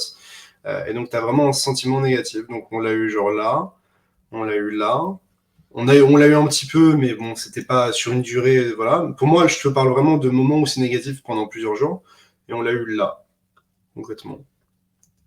Donc, ça, c'est vraiment un facteur qui revient très souvent. Donc, c'est assez intéressant de voir ça. Par contre, l'open interest est toujours haut. Ouais. Est-ce que ce serait pas le moment de prendre les vendeurs à découvert un petit peu agressivement le trait est un peu haut, mais non, mais peut-être vraiment les pousser, tu vois, genre aller chercher les mèches qu'on a ici, genre vraiment pousser tous ceux qui sont en vente à découvert à couper leur position et à vraiment liquider en masse, parce que en fait, si tu regardes sur toute cette baisse, à quel moment les vendeurs ils ont été inquiétés? Très sincèrement, genre il n'y a pas de moment où ils ont été hyper inquiétés, tu vois. Genre peut-être là, genre ici, là ils ont jamais été vraiment inquiétés. Là, ils ont pas été, genre, ils ont été inquiétés. En dessous de 50K, ça commence à chialer un peu. C'était vraiment. Donc voilà, encore une fois, il faut qu'on tienne cette zone, mais je me dis qu'il y a peut-être pas mal de gens à aller arracher. Et même à court terme, en 1 heure, on voyait que le funding repassait négatif ou était quasiment à 0, alors que le prix avait beaucoup pump. Et voilà, donc ce qui peut montrer qu'on a des gens dans le déni. Alors, encore une fois, il faut que ça tienne. Pas qu'on fasse comme ça, c'est pas impossible d'ailleurs, mais voilà. T'imagines? t'imagines? Donc voilà. Moi, c'est à peu près tout sur la partie technique, évidemment. Évidemment, on peut parler On peut en d'Ethereum, parler des heures. mais je pense Ethereum, on en parlera tout à l'heure, comme ça donnera un peu de Ouais, marge non, au mais de fondat, toute vu façon, que là, ça fait quasiment 1 heure. Je suis Ouais. choqué, là. Non, mais après, on a quand même parlé du marché, des alts et tout, et c'est particulièrement intéressant parce que là, on a potentiellement un retournement de marché. J'insiste sur le potentiellement, on a besoin de temps. On a besoin de confirmation haussière, on a besoin de se sentir repartir. Et en fait, plus le temps va faire son travail, plus ça va mettre en confiance les investisseurs qui vont voir toutes ces belles configurations pour de l'investissement. Et c'est ça qui va faire que ça peut repartir de plus belle, justement. J'ai envie de faire quelque chose. On a eu un beau petit rebond, il y a toujours des gens qui sont instables. Est-ce qu'on n'irait pas faire un petit giveaway qu'on lance maintenant et qu'on termine genre à la fin du stream? Petit giveaway, ah ouais. Ouais, Comment moi, tu veux gérer ça? Léo, il a un pull de Noël, c'est le Père Noël. Allez, J'ai c'est le Père parti. Noël. Non, en gros, je pensais que ce qui pourrait être cool, c'est de pusher les gens qui sont abonnés à la chaîne YouTube. D'ailleurs, vous pouvez retrouver la chaîne YouTube justement ici, je vous la mets. Bien joué. Voilà. Et Bien donc, joué. en gros, on met toutes les rediffs dessus. On va mettre les interviews, notamment, je pense, de Capet et des podcasts qu'on va faire, etc. Plein de trucs dessus. Donc, je pense que ça pourrait être intéressant de faire ça. Donc, peut-être tu peux faire un tweet pour annoncer, on fait quoi, 50 € Capet? Ouais, un petit 50 balles de 50 temps en temps, €. voilà. Et pour toutes les personnes qui mettent en réponse un screen comme quoi ils prouvent qu'ils sont abonnés à Coin Academy sur YouTube, avec le lien de la chaîne YouTube. Voilà. Donc, c'est la chaîne je de laisse Coin gérer Academy. ça Pour et- le moment, c'est surtout les rediffs, comme on vous a dit, après les interviews. Et après, on va essayer de lui donner un petit peu plus de Exactement. couleur. Ça va se faire petit à petit. Donc, Capet, je te laisse prendre la partie fonda et puis Ouais. on mettra le tweet sous lequel il faudra mettre en réponse du coup la preuve. Ça marche. Et donc voilà. Ça marche. Bon, et ben écoutez, moi en ce moment, je prends un plaisir fou à nouveau avec ce marché des cryptos parce que j'ai l'impression qu'il y a plein de trucs que j'ai ratés. J'ai envie de bouffer de l'info par rapport à Cosmos comme d'hab. Bon, ça s'arrête jamais et ça s'arrêtera plus. Je vais vous casser les couilles avec Cosmos tout le temps maintenant. Voilà, vous le savez. Les ZK, les Play to Earn, les métaverses et aussi qu'est-ce qui peut alimenter les métaverses. Alors là, je commence seulement. Je commence à faire mes Doucement. devoirs. J'ai mis des Quoi, amis. doucement. J'ai mis des amis dans le coup avec moi. Au-delà des métaverses, donc au-delà des jeux, j'ai envie d'identifier tout produit qui peut aider à l'utopie du métaverse. Donc, qu'est-ce que ça peut être? Ça peut être du stockage décentralisé, des noms de domaine décentralisés, des sites web décentralisés, du cloud computing décentralisé, tout ça en fait. Render token, RLC, il y en a plein de jetons. Donc là, je vous en parle juste comme ça. Pour le moment, je fais mes devoirs parce qu'au final, en gros, si vous voulez, l'Internet aujourd'hui, il tourne sur quoi? Il tourne sur Amazon AWS, Google Cloud et Microsoft Azure. Et sur le circuit chinois, tu as aussi Alibaba Cloud. Donc, en fait, on est sur du pur centralisé. Et quand on vous dit, ouais, Ethereum ou telle blockchain, c'est décentralisé, il faut savoir qu'il y a un paquet de nœuds qui tournent sur du Amazon aussi. Donc, si on veut vraiment de la vraie décentralisation, il faut se poser la question de quels vont être les écosystèmes crypto qui vont pouvoir accueillir justement ce qu'on fait déjà sur Internet, mais de façon réellement décentralisée. Donc ça, c'est ce que je vais essayer d'identifier pour l'année 2022. Sinon, donc, au niveau de la roadmap Cosmos, donc je me suis fait la vidéo de Coin Bureau que je vous invite tous à voir, les gars. C'est en anglais. Lui, c'est le boss. Lui, il parle, sa femme, elle monte visiblement, mais c'est le boss du game. Je mets dans le chat. Je te mets dans le chat aussi, Léo. Donc, il nous a fait un petit épisode sur Cosmos. Donc, je vais vous résumer un petit peu ce que j'ai trouvé intéressant. Donc, en gros, Cosmos a une grosse roadmap. Il va y avoir à peu près chaque trimestre des grosses mises à jour. Voilà. Donc, la prochaine, c'est Theta. Ensuite, c'est Rho, etc. C'est Rey. Et donc, prochaine mise à jour, possibilité de signer les transactions et de payer avec n'importe quel jeton compatible IBC. Qu'est-ce que ça veut dire? Aujourd'hui, quand vous utilisez un wallet comme Kepler, qui est le wallet de Cosmos, en fait, chaque jeton sous-jacent de Cosmos a sa propre blockchain. Et donc, à chaque fois, tu es obligé de changer de blockchain dans le wallet. C'est un peu chiant. Il faut détenir des jetons de chaque blockchain pour payer les transactions. Là, visiblement, avec la prochaine mise à jour de Cosmos, et ben, si par exemple, tu veux payer une transaction, je ne sais pas moi, de Juno, tu pourrais payer avec des jetons Osmo ou inversement. Donc, ça faciliterait vachement les choses et ça permettrait des nouveaux usages aussi pour la finance décentralisée. Donc, ça, c'est pas mal. Ensuite, second trimestre 2022, on va avoir une intégration native des NFT sur Cosmos Network parce que là, actuellement, il y a un truc vite fait avec Juno, mais c'est pas natif à Cosmos. Donc, on devrait voir la NFT Season sur Cosmos potentiellement. Et on va voir du liquid staking aussi. Donc, pour ceux qui ne savent pas ce que c'est que du liquid staking, en gros, quand vous faites du staking, vous bloquez vos jetons pour sécuriser un réseau et vous touchez des intérêts. Mais vu que vos jetons sont bloqués, vous ne pouvez pas les utiliser. Donc, vous devez obligatoirement débloquer les jetons pour pouvoir les réutiliser. Le liquid staking, en fait, c'est pouvoir staker et en même temps recevoir un jeton pendant que tu fais du staking que tu vas pouvoir utiliser pour de la DeFi, pour dépenser, etc. Par exemple, tu vas staker du Atom et on va te rendre un Atom liquide. Donc, ce n'est pas un jeton Atom, c'est un Atom liquide et tu vas pouvoir faire de la DeFi avec. Donc, ça, c'est vraiment stylé. Et j'ai appris également que l'écosystème Cosmos Network, donc Cosmos et les projets de Cosmos Network, compte plus de 1000 développeurs et que c'est le 3e écosystème crypto qui a le plus de développeurs derrière Ethereum et Polkadot. Donc ça, c'est pas mal. Je disais de te couper, Capette. Juste, on vient de tweeter du coup le concours. Donc voilà, je l'ai mis dans le chat. Si tu veux le partager, peut-être sur ton Twitter, je vais le retweet. Et donc voilà, on est passé de 50 € à 100 € parce que. Parce que pull de Noël. C'est la gentillesse, c'est pull de Noël, exactement. Voilà, petit giveaway sur Twitter, la famille. Si vous voulez retweeter, il suffit juste de suivre la chaîne de Coin Academy. Vous pouvez aussi le faire sur Twitch. Nous suivre, ça fait toujours plaisir. Voilà. Donc, je continue mes explications.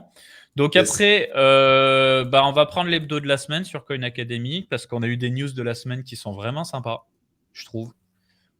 Donc, on va faire ça très rapide. Alors, vous en avez probablement entendu parler. Le hack du bridge Wormhole, qui est un des plus gros bridges multi-chain qui existent. Je dis un des, c'est pas le plus gros parce qu'ils sont plusieurs sur le coup. Lui, pour le coup, c'était un bridge qui était vachement backé par Solana et des VC qui gravitent autour de Solana. Ils ont pas dit qu'ils ce bridge a suivi un piratage de 300 millions de dollars à cause d'un problème de sécurité. Donc, 300 millions de dollars, 120 000 Ethereum qui ont été volés. Le hacker ne s'est pas manifesté depuis. Il faut savoir que Wormhole leur a proposé de gagner 10 millions de dollars s'ils rendaient les fonds. C'est-à-dire que soit ils avaient les 300 millions volés, mais potentiellement, faut blanchir l'argent, il faut réussir à les dépenser. Soit tu rends l'argent et on t'en donne 10 millions et t'es blanchi et on ne te casse pas les couilles. Et avec aucune garantie quand même. Non, il y a une garantie. Non, je pense je peux jamais être sûr. Ouais, mais je pense qu'il est démarre. Parce qu'à la base, moi, je me disais, ok, 100%, j'accepte les 10 millions. Je pense que tu signes un contrat et tout, moi. Ouais, mais pour signer un contrat, il faut que tu te doxes, tu vois. Enfin... oui. Oui. Mais tu doxes, mais c'est trop tard, du coup. Mais c'est pas un problème de dox. Oui, mais tu doxes avant qu'on t'ait rendu les 10 millions, du coup.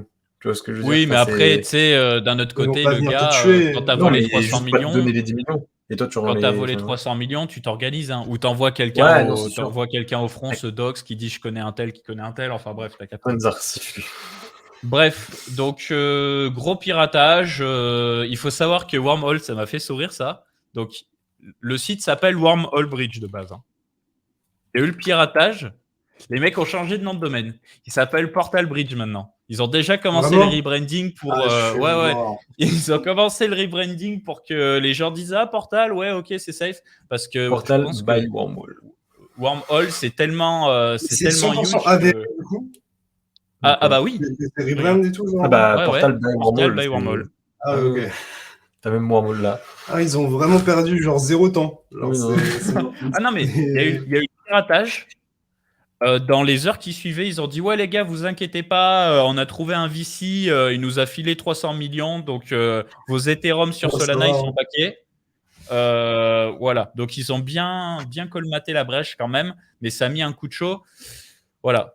Donc petit clin d'œil à Vitalik qui justement avait posé une thèse par écrit pour dire l'avenir sera multi-chain mais pas cross-chain. Donc qu'est-ce que ça veut dire? Oui, il y aura plusieurs blockchains, mais le cross-chain ça pue un peu la merde, surtout si vous faites des bridges où, au lieu de... Imaginons, j'envoie des Ethers de Solana à Ethereum.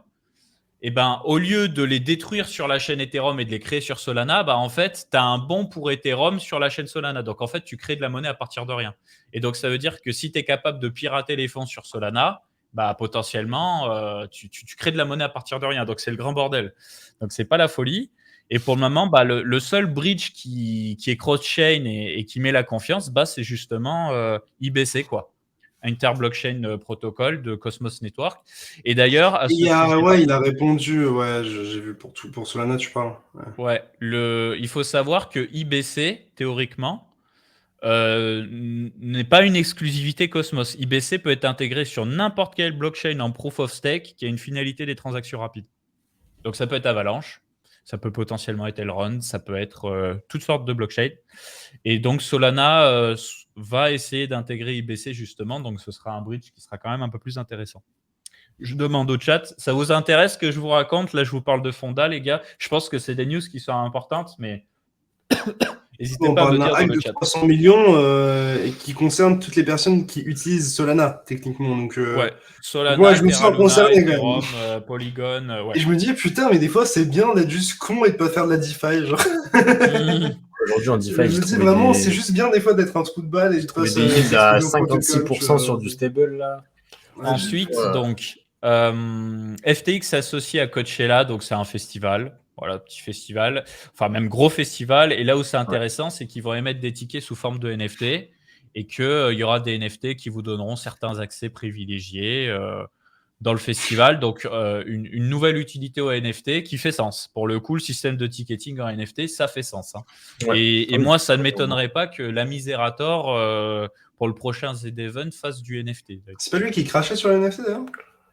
Ouais, il crache sur les cryptos même en général, donc je pense que ce sera pas pour le prochain Non, mais pas Ouais, trop mais en général, parce qu'il avait fait un partenariat avec Basic Attention Token. Oui, mais c'est pas vraiment. Bah, il y a un chèque. Ouais, bon, on s'en bat les couilles. Non, je crois pas. Moi, je crois Je pas crois qu'il a crache accepté. dessus. Ok, bah s'il crache pas dessus, ça va alors. Voilà, désolé si ça te Mais revient aux oreilles. en vrai, je pense qu'on est trop habitué à avoir des gens qui critiquent les cryptos et les NFT. Donc, Ouais. Ouais, je suis tendu aujourd'hui. Quand il y a J'ai vu quelqu'un qui est en dehors. une plateforme T'as le vidéo point critiquée, serré, là, là je suis tendu, j'ai le point serré. Pas bien. Voilà, ensuite, l'engouement des NFT continue, on vous le dit toutes les semaines. Donc après Nike, Adidas, maintenant, c'est Disney qui s'intéresse aux NFT. C'est-à-dire, ils vont recruter des gens, ils vont les questionner, ils vont essayer d'y voir des usages ou pas. Ça ne veut pas dire on va faire des NFT. Ça veut dire si ça fait sens, on le fait. Si ça fait pas sens, bah, garde ta merde, garde tes JPEG. Voilà. T'entends, Alex? On n'en veut pas de ta merde. J'entends. Ouais. J'ai racheté des JPEG, t'inquiète pas, on va parler des JPEG. Vu ce qu'ils recrutent, ils sont bien intéressés quand même. Autant Nintendo, ils se penchent à voir, tu vois. Sur les Autant métaverses, Disney, autant Disney, ils veulent sortir leur métaverse, ils se penchent bien dessus quand même. Ils recrutent un directeur Métaverse. directeur spécialiste NFT, ouais. C'est propre. Hein. Donc après, Nintendo s'intéresse au métaverse, même logique. Bon, bah, si ça fait sens, on y va. Si ça fait pas sens, on n'y va pas. Ouais. Il faut savoir qu'il y a énormément de scepticisme par rapport au métaverse. En fait, il y a énormément de scepticisme par rapport à ce qu'on peut faire, c'est-à-dire les casques de réalité virtuelle. Et le créateur de la PlayStation, justement, lui dit les casques virtuels, ça pue la merde. Tu vois, et je pense qu'il n'a pas totalement tort, c'est-à-dire que Je pense qu'il c'est a pas sympa, la tu vois. métaverse, peut-être. Tu vois. Non, mais un jour, ça va être trop bien. Un jour, on va avoir on va avoir tout un set qui va être ouf. Mais c'est vrai qu'en l'état, l'Oculus Quest, c'est sympa. Les HTC et compagnie, c'est sympa. Mais tu vois, je me mettrais pas des 15 heures des 15 heures par jour avec un casque sur la gueule à jouer. Tu vois. Pour le moment, c'est pas de ouf. Mais j'y crois à mort, par contre. Pour le futur, j'y crois à mort. Mais ensuite, je suis d'accord avec toi dans le sens où c'est toujours pareil. Pour l'instant, on n'en fait pas grand-chose, même si ça commence à être pas mal. Mais dans le futur, il y aura sûrement mieux que ce qu'on a actuellement, au point que ça devient intéressant. Parce que là, actuellement, j'ai acheté un bout sur Sandbox, oui, ok, mais pourquoi faire quoi? Déjà, quand tout le monde aura un casque, quand tous tes potes auront un casque, déjà, ça changera. Parce qu'aujourd'hui, voilà, vous êtes 4 pélos à avoir un casque, vous jouez à 2 jeux, vous jouez au ping-pong virtuel, et puis après, avec Anto, on se boxe la gueule chacun à notre appart avec le casque, ça c'est incroyable par contre. Hein. Ah ouais? Mais ouais, ça reste un peu limité. Ouais, le jeu de boxe où tu peux te faire derrière là, non, il y a des trucs bien, hein, mais ça reste quand même très limité. Et comme tu dis, tu peux pas faire 15 heures par jour dessus, tu vas vomir. Donc faut vraiment qu'on améliore pas mal de choses avant que ça devienne vraiment mainstream. Ensuite, GameStop, donc Immutable lance un fonds de $100 millions pour les NFT. Donc, pour ceux qui ne savent pas ce qu'est Immutable, c'est une couche de niveau 2. C'est un layer 2 pour les NFT sur Ethereum. C'est-à-dire que ça profite de la sécurité d'Ethereum. Il faut se dire qu'en gros, c'est comme si c'était une extension d'Ethereum avec des frais quasiment invisibles et des transactions ultra rapides. Donc, c'est utilisé principalement pour les jeux vidéo dans la blockchain. Et GameStop fait donc un partenariat pour financer des jeux vidéo dans la blockchain. Donc, plutôt sympa. Ensuite, Solana Pay, donc ça aussi, c'est une sorte de layer 2. Donc là, cette fois, c'est un processeur de paiement par-dessus Solana en partenariat avec Sitcoin et Circle pour justement utiliser l'USDC comme dollar on-chain à dépenser. Donc plutôt sympa.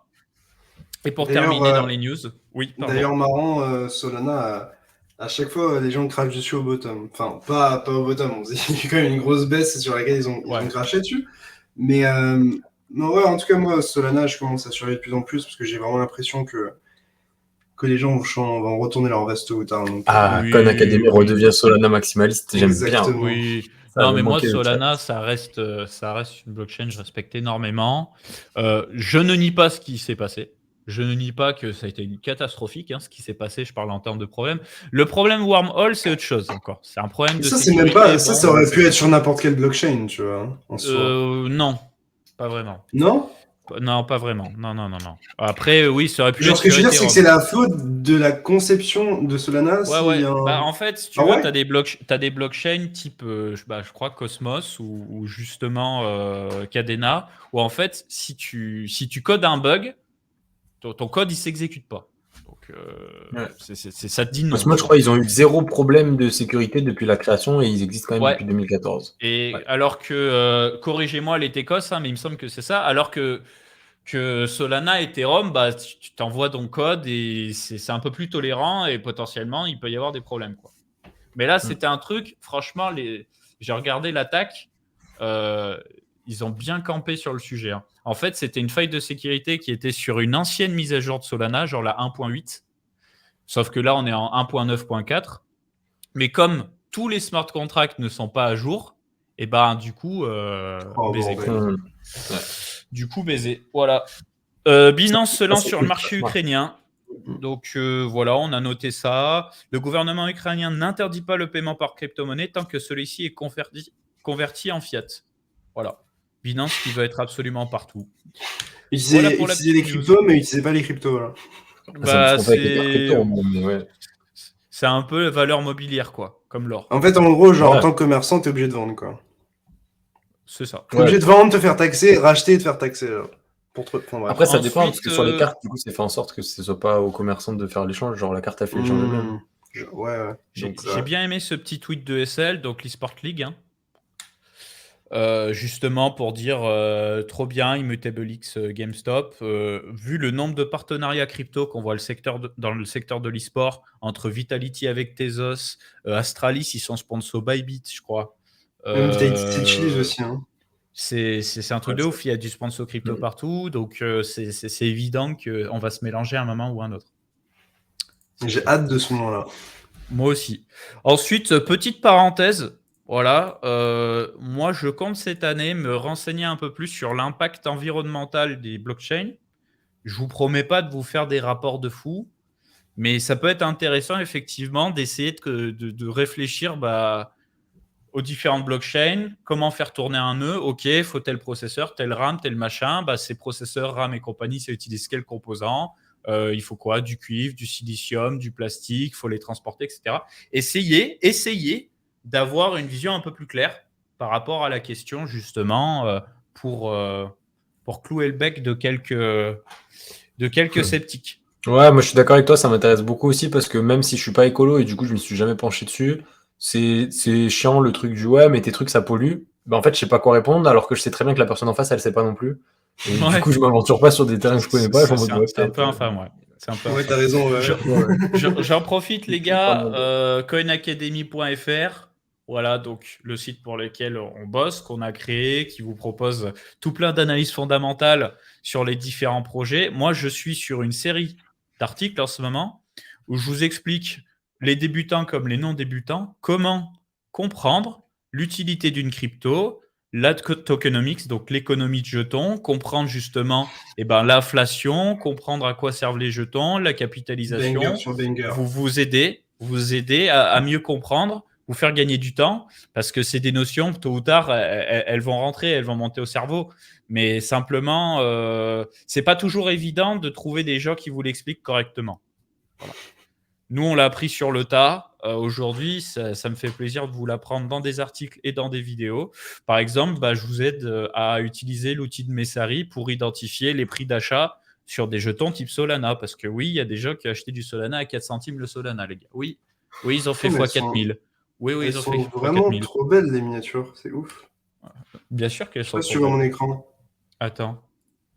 Non. C'est juste. T'as pris l'écran? Ah. Non, tu peux le Je mettre. mets ton écran. Oui, genre, c'est juste magnifique, en fait. Enfin, c'est du jamais vu, là. Bah oui, gros, c'est de la 3D. Mais je les découvre en même temps que vous, j'aime trop. J'aime beaucoup. Voilà. Coinacademy.fr, les frérots, pour les notions de base dans l'académie, pour les analyses fondamentales. Voilà, on peut partager au papa, la maman, le frère, la cousine, le chien. Tout le monde peut apprendre le fonda. La vérité. T'as dit le chien?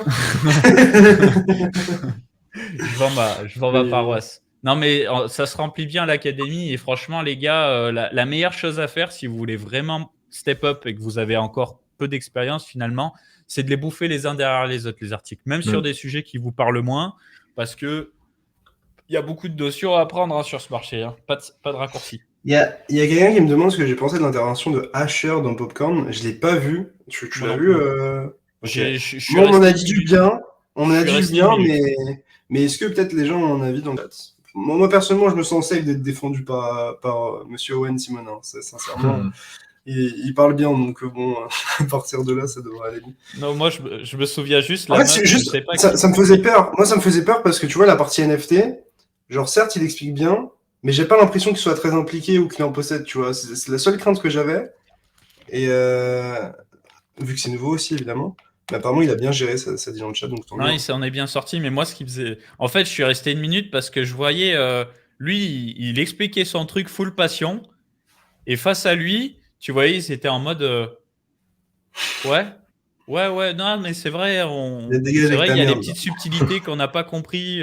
Et tu vois, la meuf, je ne connais pas. Moi, je connais que Domingo sur le plateau quasiment. La meuf, elle était en mode. Mais qu'est-ce qu'il me raconte, lui? et du coup, je suis parti parce que, au fond de moi, j'avais le point serré. J'étais en mode, ils l'ont invité. Mais tu sais, c'était en mode, vas-y, fais-le. Ouais, ils l'ont invité, mais ils n'ont pas envie d'apprendre. C'est en mode, nous, on n'a pas envie d'apprendre, mais on sait que ça intéresse les gens, donc vas-y. Voilà, c'était mon sentiment. Après, ils se sont dit, on ramène peut-être des viewers crypto chez nous, et voilà, c'est tout, quoi. C'est dommage. Moyen chaud. mais je crois que tu avais été dans cette situation-là avec TF1, justement, où du coup, la meuf, elle était en mode, mais attends, mais. Ouais, TF1, elle était un peu. 40 millions mais la différence, c'est qu'elle était plus ouverte à la discussion, quand même, tu vois. C'est-à-dire qu'elle était en mode, ok, là, j'ai rien compris. D'un coup, je lui vulgarise le truc à fond. Elle me dit, ah oui, non, mais ça, je savais pas et tout. Mais en fait, il y a plein de trucs à faire avec la blockchain. J'étais en mode, oui, mais nous, on voit trop l'argent. Donc, ouais, sur le prix me fait rigoler quand même. Oui, bah oui, le prix, ouais. Sur le NFT qu'on a acheté, on spoil le. Non, mais t'as pas besoin de dire quoi. On spoil le truc. Non, mais sans dire quoi. Mais en gros, elle voulait nous faire acheter. Donc, il fallait que j'achète un NFT, que je lui montre comment ça marche, etc. Et forcément, j'allais acheter un NFT sur Ethereum, donc j'allais pas acheter un NFT à $40 et payer $90 de frais, quoi. Ça n'avait aucun sens. Et du coup, je lui dis, bon, je vais acheter un NFT pas cher, quoi. Celui-là, il est bien et tout, à $600. Et elle dit, quoi, pardon? Et du coup, elle dit, non, mais non. Nous, ça va passer à TF1. Les gens qui regardent ça, ils touchent un SMIC. Là, vous êtes en train de dire, vous allez acheter. Au début, j'avais dit 1002.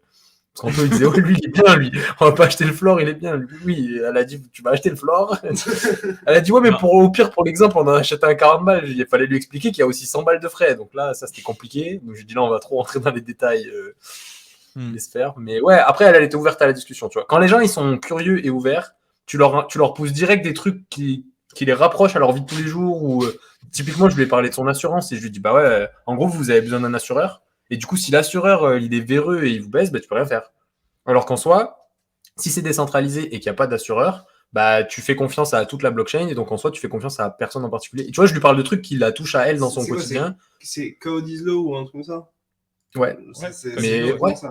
Et en gros, ça l'a direct touché. Tu vois, je lui dis son notaire. Je lui dis, si ton notaire il est véreux, il fait un faux papier, il dit bah ta maison elle est plus à toi, elle est plus à toi. Bah, la blockchain, tu peux pas tricher. Et du coup, ça l'a direct impacté. Tu vois. Et là, elle était curieuse en mode ah ok, je vais me renseigner et tout. Et Mais il a si dit le même exemple apparemment, Achat. ah, bah, Charles le Goat. mais ouais, si tu parles à quelqu'un qui a pas envie d'apprendre, ça sert à rien, en fait. Tu vois, Non, tu mais peux lui donner des c'est exemples. un peu Oui, ça. moi, mon Après, en notaire est fait, trop normatisé. en fait, moi, tu vois, ce qui me fait kiffer, dans le fond, c'est que, je vous l'ai dit, je vous le redis, moi, je trouve les Bored Ape, pas les mutants, les Bored Ape, je les trouve moches. Ça me plaît pas. Visuellement, ça me plaît pas.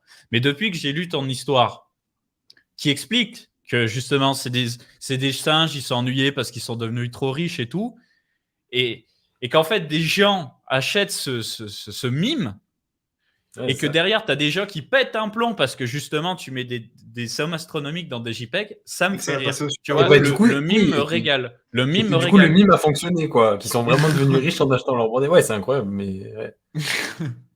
Ça Mais fout voilà, le comme camp. tu dis, il a fallu que tu lises et que tu sois curieux dessus. Et moi, c'est pareil. Ouais. Les NFT, la première fois, j'étais en mode, je veux même pas en entendre parler. Et en fait, d'un coup, je me dis, attends, je suis pas ouvert d'esprit. Ok, je prends le temps d'apprendre. Et en fait, du coup, tu te dis, bah, la technologie, elle est bien. Alors après, oui, ce qu'on en fait, c'est purement spéculatif, ok. Mais En vrai, on quand parle tu penses. NFT. Qu'est-ce qui s'est passé sur la planète NFT cette Qu'est-ce qui s'est semaine? passé sur la planète NFT cette semaine bah là, on a eu un peu de drama là très récemment. Ok. Le patron de NS, c'est son blaze, je l'ai marqué dans mes notes. Ah oui. Ouais. C'est quoi? Bah, c'est en fait donc c'est pas vraiment le boss de NS, mais vu que c'est une DAO, donc il est en quelque sorte élu, si tu veux. Attends, je vais Donc trouver. Brantly.eth, ouais, Brantly.eth. Donc en gros, ils ont retrouvé des tweets de lui. Bon après, si tu vas dans sa bio, le premier truc c'est catholique dans sa bio. Ah. Bref, c'est un très grand catholique et ils ont retrouvé des tweets de lui en 2016 où en gros il disait ouais, enfin très homophobe. Ah, ils ont fait sauter le tweet. Ils ont fait sauter le tweet. Ah, le tweet a sauté. Ah. Ouais, non, Mais mais ouais, en en gros, gros, il le tweet disait est juste. homophobe, les transgenres, ça n'existe pas, l'avortement, c'est tuer des Ah, mais bébés, j'ai lu ça, mais j'étais en mode, mais il est le porn et la masturbation, Et là, c'est c'est la le merde, tu diable. vas en Ouais. enfer, quoi, c'est le diable. Donc C'est en le gros, ils diable. ont retrouvé ce tweet-là, donc pas top niveau Web3, niveau tout le monde, on est tous ensemble, une grande famille, tout ça. Donc ça n'a pas trop plu. Là, il y a Metavatars qui est en train de se mint actuellement, qui fait une petite gasoire. Je voyais les prix de l'étaient remontés. J'ai pas trop suivi, Attends. j'ai suivi de loin, mais j'ai vu qu'il y avait une hype. Metavatars. J'ai suivi de loin, je sais pas exactement ce que ça vaut, j'en ai aucune idée. J'ai juste Ouais, vu qu'il y c'est avait de vrai, la il y a hype. les créateurs des Bored Ape qui se sont fait doxer aussi. Il y a les créateurs de bordel qui se sont fait dox par BuzzFeed, qui ont pris une grosse claque par un peu toute la Ah, communauté ouf. NFT, parce que ça se fait pas trop, quoi. Enfin, surtout les mecs qui sont en Ils ont pleine fait quoi, en hype. fait? En gros, les créateurs des Bored Ape sont toujours restés anonymes, le plus Ouais. possible, même si en vrai, tu peux les retrouver facilement. Ils ont monté une société au Delaware avec leur nom, etc. Mais bref, ils ont pas mis leur nom et leur tête Ouais, sur ils Internet, disclosent quoi. pas, ils sont en mode, vas-y, on a Voilà. envie d'être tranquille, On a quoi. envie d'être tranquille, notre société elle pèse des millions et des millions, genre si on peut rester tranquille en crypto c'est mieux, tu vois.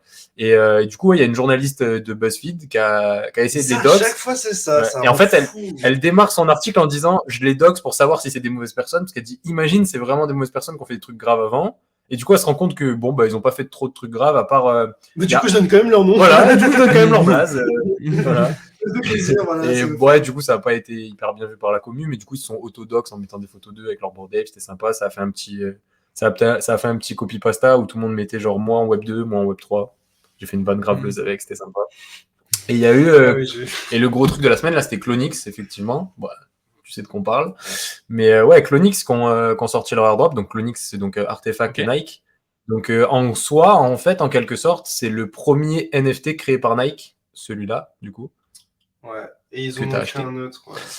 Et plus un autre, du coup, qui a été l'airdrop reçu par tous les holders de Clonix, ok. T'as le monolithe ouais, aussi. par tous les holders de Clonix qui ont reçu leur airdrop, qui a fait pump le prix de Clonix fortement pendant la semaine. Ils sont passés de 5 ETH floor ou 7, peut-être Non, déjà ils plus, sont ou un à peu 7. plus, je crois. Mais 7, en gros, en 10 jours, ils sont passés de 5, 7 à genre 15, 16. Ouais, 15, 16, ouais. En ETH, plus après avoir reçu leur drop, souvent ce qui se passe, c'est quand c'est un snapshot, bah, t'as le prix qui dump après, parce que les gens disent bon, bah, c'est bon, je suis qualifié pour leur drop, je peux vendre. Mais là, au final, pas tant que ça. Ça a pas trop bougé. Pump, en fait. Ça a pump limite, alors que l'airdrop vaut 4.6 ETH là maintenant. Donc, bah, ça va, quoi. T'as fait un beau bénéfice si t'as acheté même juste pour l'airdrop. Et ensuite, ils ont reçu, donc c'est ce qu'on disait un peu tout à l'heure, Metaverse. Si tu veux montrer le Spacepod de base. Mais en gros, là, tous ceux qui possédaient un Clonix, donc ont reçu la boîte, on sait pas ce que c'est mystérieux, bref. Et tous ceux qui possédaient ça, donc qui est le Spacepod de Artefact, où en gros, c'est un mini appart dans le métaverse en soi. Donc un mini appart dans lequel tu peux afficher tes NFT et n'importe qui peut venir se balader dedans et regarder tes NFT. Tu peux mettre la musique que tu veux, tu peux mettre des personnages. D'ailleurs, attends, c'était. Putain, il est où le lien? Ça vient d'Oncyber. Ouais, mais du coup, en fait, ouais, c'est ça. Du coup, par exemple, il y a Frisker Leon qui a partagé son pod et du coup, dedans, il met sa musique avec ses NFT, etc. Tu vois. Tu peux le lancer en VR et tout. Et ouais. Non, l'idée est pas mal. Alors après, en soi, tu vas une fois et c'est tout, quoi. Ça marche pour les célébrités. On en a parlé, je crois, une fois déjà en live, mais typiquement, il ça a marche. accumulé, hein. Il a Par contre, accumulé, c'est un truc de ouf. Il a un joli Clonix. Il doit valoir une belle petite fortune maintenant, de Meta Legends, mais ouais. Et du coup, tous ceux qui possédaient un pod comme ça, donc un peu à la même manière que les mutants font partie de l'écosystème Bored Ape, ont reçu un pod qui s'appelle le Loot Pod, qui est en soi le premier NFT Nike avec l'autre. Enfin, la première fois que Nike fait des NFT en soi, parce que du coup, dans le Loot Pod, tu as le logo Nike, le logo Converse, le logo Jordan. En gros, Jordan. pour expliquer Artefact, donc c'est RTFKT, genre chez vous qui est écrit partout. C'est un studio de base qui fait des NFT et ils se sont fait racheter par Nike. Donc c'est le premier, je pense, studio qui s'est fait racheter par une compagnie aussi gros. Et du coup, Nike, tout le monde spécule sur le fait que ce soit les NFT de Nike au final. Quand on voit la box qu'ils ont faite, du coup, ils ont absolument tous les droits. Des Nike, hein. Tu vois sur le pod justement que ici, tu as les logos Nike, Converse, et c'est quoi? C'est Jordan, Nike, Converse, Jordan et Artefact. Ouais, parce que c'est les seules marques qui sont qui ont été achetées par Nike. C'est ça, en fait. Donc Nike, c'est un truc de ouf quand même. Ah, c'est huge. C'est huge. Genre, ils ont 4 marques, dont Artefact. Genre, et voilà. Fou. Et on peut se dire que c'est fou que ça n'ait pas été aussi. Enfin, ça a été hype du coup quand l'annonce de l'achat par Nike a été faite, mais ensuite c'est retombé, un peu comme tout le marché NFT. Mais c'était ouf de se dire que c'était pas si. Les gens aimaient tout le temps désagréable avec moi. Est-ce qu'on peut dire que c'est mon pire investissement? Oui. Oui. Tout confondu? Ah non. Il y avait quand même de bons collectors, on n'oublie pas Média, on en a eu deux. Média, ouais. C'est pas beau, hein. Média, c'est pas beau. Hein, mais voilà, moi, du coup, pour être totalement disclose, j'en ai acheté 2 de chaque. Donc, j'ai acheté 2 pods de chaque. Et là, je pense que je vais m'acheter 1 ou 2 Clonix aussi pour rentrer un peu dans le délire métaverse Nike. Et puis, advienne que pourra, quoi. Donc voilà, je dis ça parce que forcément on parle de sujet et les gens aiment bien être au courant. Il y a le mec du bar de la dernière fois. Je bosse chez Nike, on va pas tarder à envoyer du lourd au niveau NFT. C'est le mec c'est une vraie. C'est une vraie info. Non, mais typiquement, en vrai, on a de quoi se dire. Est-ce que Nike vont juste acheter pour dire on a acheté, on s'est mis dans le métaverse, on a foutu un airdrop en NFT, c'est bien, c'est sympa, les gens ils sont contents. Ou est-ce qu'ils vont vraiment pousser le truc comme ils l'ont fait avec chaque. En tout cas, c'est comme le reste, ils ont acheté une expertise dans tous les cas. Mais je pense qu'ils vont uniquement push par Artefact ou ils vont faire des trucs genre en solo. Ils vont sûrement faire des trucs en solo. Après, c'est dans leur intérêt de faire des trucs avec Artefact, je pense. Et ils veulent faire et dans tous les cas, si Nike a une image côté NFT, ça impactera Artefact aussi, je pense, parce que ce sera considéré comme ça. Tu vois, voilà. Et le fait que ce soit Nike qui recrute un directeur de métaverse, qui recrute un ingénieur directeur de métaverse, ce genre de choses. Ouais, voilà, ça recrute fort, etc. Non, ça, franchement. Non, mais c'est pas le seul qui dit ça. Dans le luxe aussi. Hein. Dans le luxe, ils veulent faire du métaverse type The Sandbox, Decentraland et tout. Ils veulent faire des boutiques. On a vu Samsung qui vont faire une boutique dans Decentraland. Samsung, ils ont ouvert, ouais, aussi. Quelqu'un qui dit il a quoi comme NFT, Léo? C'est littéralement mon profil. Donc, pour les NFT Ethereum, ça se passe ici. En fait, tu vois comment je viens d'avoir un déclic, les gars. Vous vous souvenez? Quand je sais pas depuis combien de temps vous êtes sur Twitter. Moi, je suis inscrit à Twitter depuis 2011. Est-ce que vous vous souvenez, il y a eu un moment où toutes les boîtes d'un coup ont créé des Twitter et toutes les grosses boîtes avaient une stratégie social média. Ouais, je me rappelle. De divertissement, parce attention, il fallait savoir qu'à l'époque, c'était quand même fou de se dire on va mettre de l'argent dans le fait de distraire les gens sur les réseaux sociaux. Et après, c'est devenu la norme. Ça, ouais. Et là, c'est pas au-delà du NFT, tout ça. En fait, il faut bien comprendre que le NFT, c'est un support. Le métaverse, c'est un environnement. On va dire que c'est une nouvelle sorte de médias sociaux. Fortnite est un média social, sauf que Fortnite, c'est dans les mains d'Epic Games. Si on a des espaces qui sont plus ouverts, en fait, ils vont pouvoir, avec les métaverses et avec les NFT, et ben faire du branding comme ils le feraient sur des réseaux sociaux. C'est juste afficher une présence, en fait, hein, ni plus ni moins. Donc, Ouais, mais typiquement, ça peut leur faire du marketing pire que gratuit parce qu'ils font du bénéf. Adidas, déjà, ils se sont fait un gros marketing et en plus, ils ont vendu 20-30 000 NFT à 0,2 ETH. Donc en fait, ça te coûte rien, ça te fait gagner de l'argent et.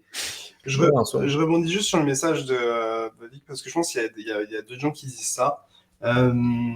Pour répondre à ça, en fait, je pense pas qu'il faut le voir en mode comme des gens qui seraient jaloux ou quoi que ce soit. Je pense qu'il faut le voir comme de la légitimité, en fait.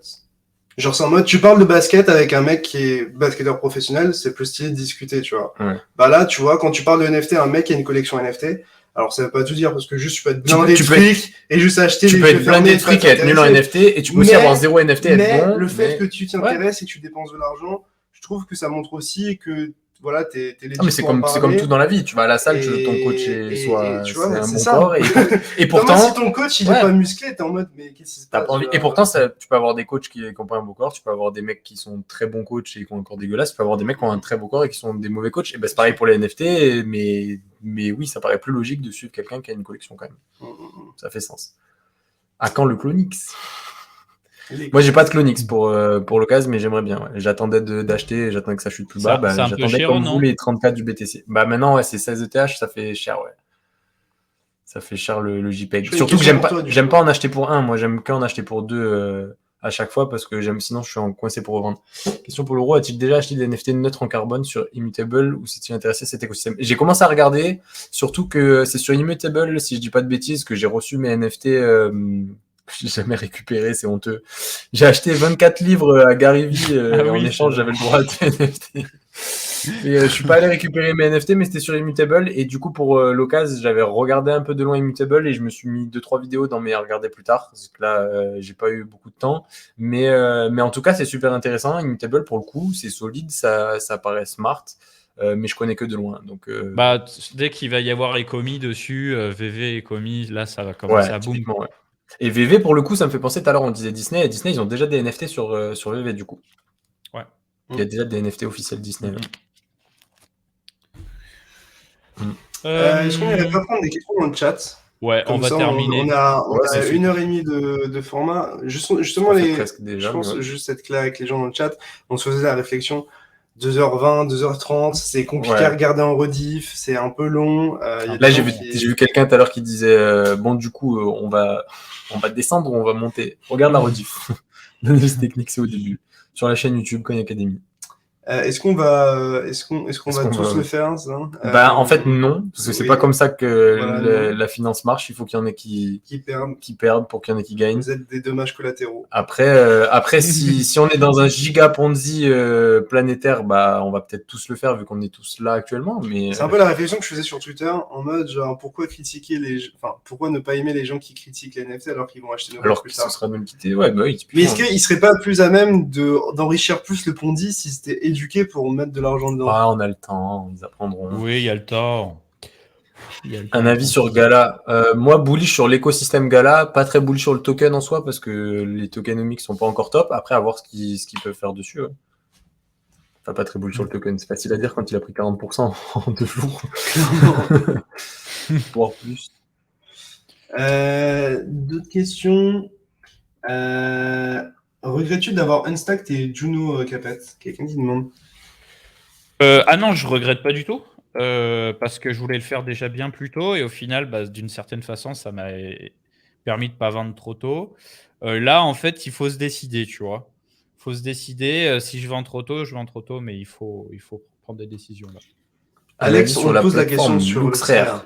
Très bullish sur la plateforme LooksRare. Est-ce qu'il faut être bullish sur le coin? Je sais pas, parce qu'encore une fois, avec des APR aussi élevés, là, ils réduisent leurs APR en... Mais attends, t'es con ou quoi? Y a pas un article qui sort cette semaine? T'es con quoi, bien sûr. Cette semaine, il est bullish. Mais non, plateforme LooksRare très intéressante. Truc intéressant aussi sur LooksRare que je savais pas, enfin, je savais à moitié. Ils vont faire un halving, c'est-à-dire ils ont un APR de fou malade si tu stacks tes looks. Donc, en fait, t'as un APR à 500% de fou qui, nous, on se disait, du coup, ça va drive le prix du looks vers le bas. En fait, il y a une partie qui est en looks et une partie qui est en WETH, vu que les frais sont en ETH sur la plateforme. Ouais. Et en gros, ils vont réduire grandement l'halving. Il n'est pas si gros, en fait, donc l'APR sera toujours élevé. Mais la partie d'APR qui va être coupée, c'est la partie en looks. Donc en fait, tu recevras beaucoup moins de looks et beaucoup plus de WTH, ce qui est bullish en fait sur le token en soi limite. Donc Quand je sais, c'est pas très bullish. c'est pas hyper J'ai bullish. un nom Oui, mais pas très bullish là. C'est... pour un token où tu as du 500% d'APR, oui, tu vois, d'habitude, ça se casse la gueule. ça peut être sympa pour spéculer sur la marketplace. Moi, je le fais pas, mais en tout cas, je crois en la marketplace long terme, ouais, parce que Coinbase, ils traînent, on dort. OpenSea, bah, ils font que de la merde. Donc, en soi, il faut juste que les gens prennent l'habitude d'aller dessus. Et même moi, le premier, regarde, tu vois, tu montes ta collection, tu vas sur ça. Moi, je fais pareil. Il leur faut une appli pour moi. Il leur faut une appli mobile. Alors, question. Ouais, bah ça, tu vois, c'est une excellente question. Je me la pose moi-même parce qu'il n'y a pas que Flux et Akash. Il y a Internet Computer, il y a Golem, il y en a plein. Il y a RLC. Donc, iExec, c'est des Français d'ailleurs. Ils sont en partenariat avec Intel pour faire du computing. Il y en a plein. Et en fait, le problème, c'est que comment tu peux vraiment savoir ce qui est bon et ce qui est pas bon si tu n'es pas client du produit? Et le truc, c'est que moi, je ne monte pas des serveurs, tu vois. Je ne monte pas des serveurs, je ne fais pas tourner des jeux vidéo, je ne fais pas tourner des métaverses, machin. En fait, tous ces projets, tu vas sur les sites web, c'est tout beau, c'est bien emballé, mais tu ne consommes pas le produit. Et si ça se trouve, il va y avoir un nouveau truc qui va sortir et qui va les foutre au sol. Et c'est à chaque fois pareil sur ce marché des cryptos. C'est pour ça que c'est compliqué. Après, moi, Flux, j'en entends beaucoup de bien. Et Akash aussi. Et il faut savoir qu'Akash, ils vont faire une grosse mise à jour cette année-là, où ils vont permettre aussi le computing GPU. Et un des premiers métaverses, si ce n'est même le premier métaverse de Cosmos Network qui s'appelle The Stranger Clan, je suis en contact avec le créateur, on s'entend super bien. Eh bien, lui va héberger son métaverse intégralement, enfin quasi intégralement, sur Akash. Il va quitter Amazon, il va tout balancer sur Akash. Donc le streaming vidéo sera sur Akash, le voice over IP, etc. Ils veulent tout balancer sur Akash. Donc ça, c'est lourd. Mais encore une fois, je m'imagine pas la difficulté, l'intérêt du jeton dans cette histoire, parce que tu peux avoir un bon produit et au final, tu peux payer 1 euro. Donc au final, le jeton est plus la merde. Tu vois ce que je veux dire? C'est pour ça que c'est compliqué.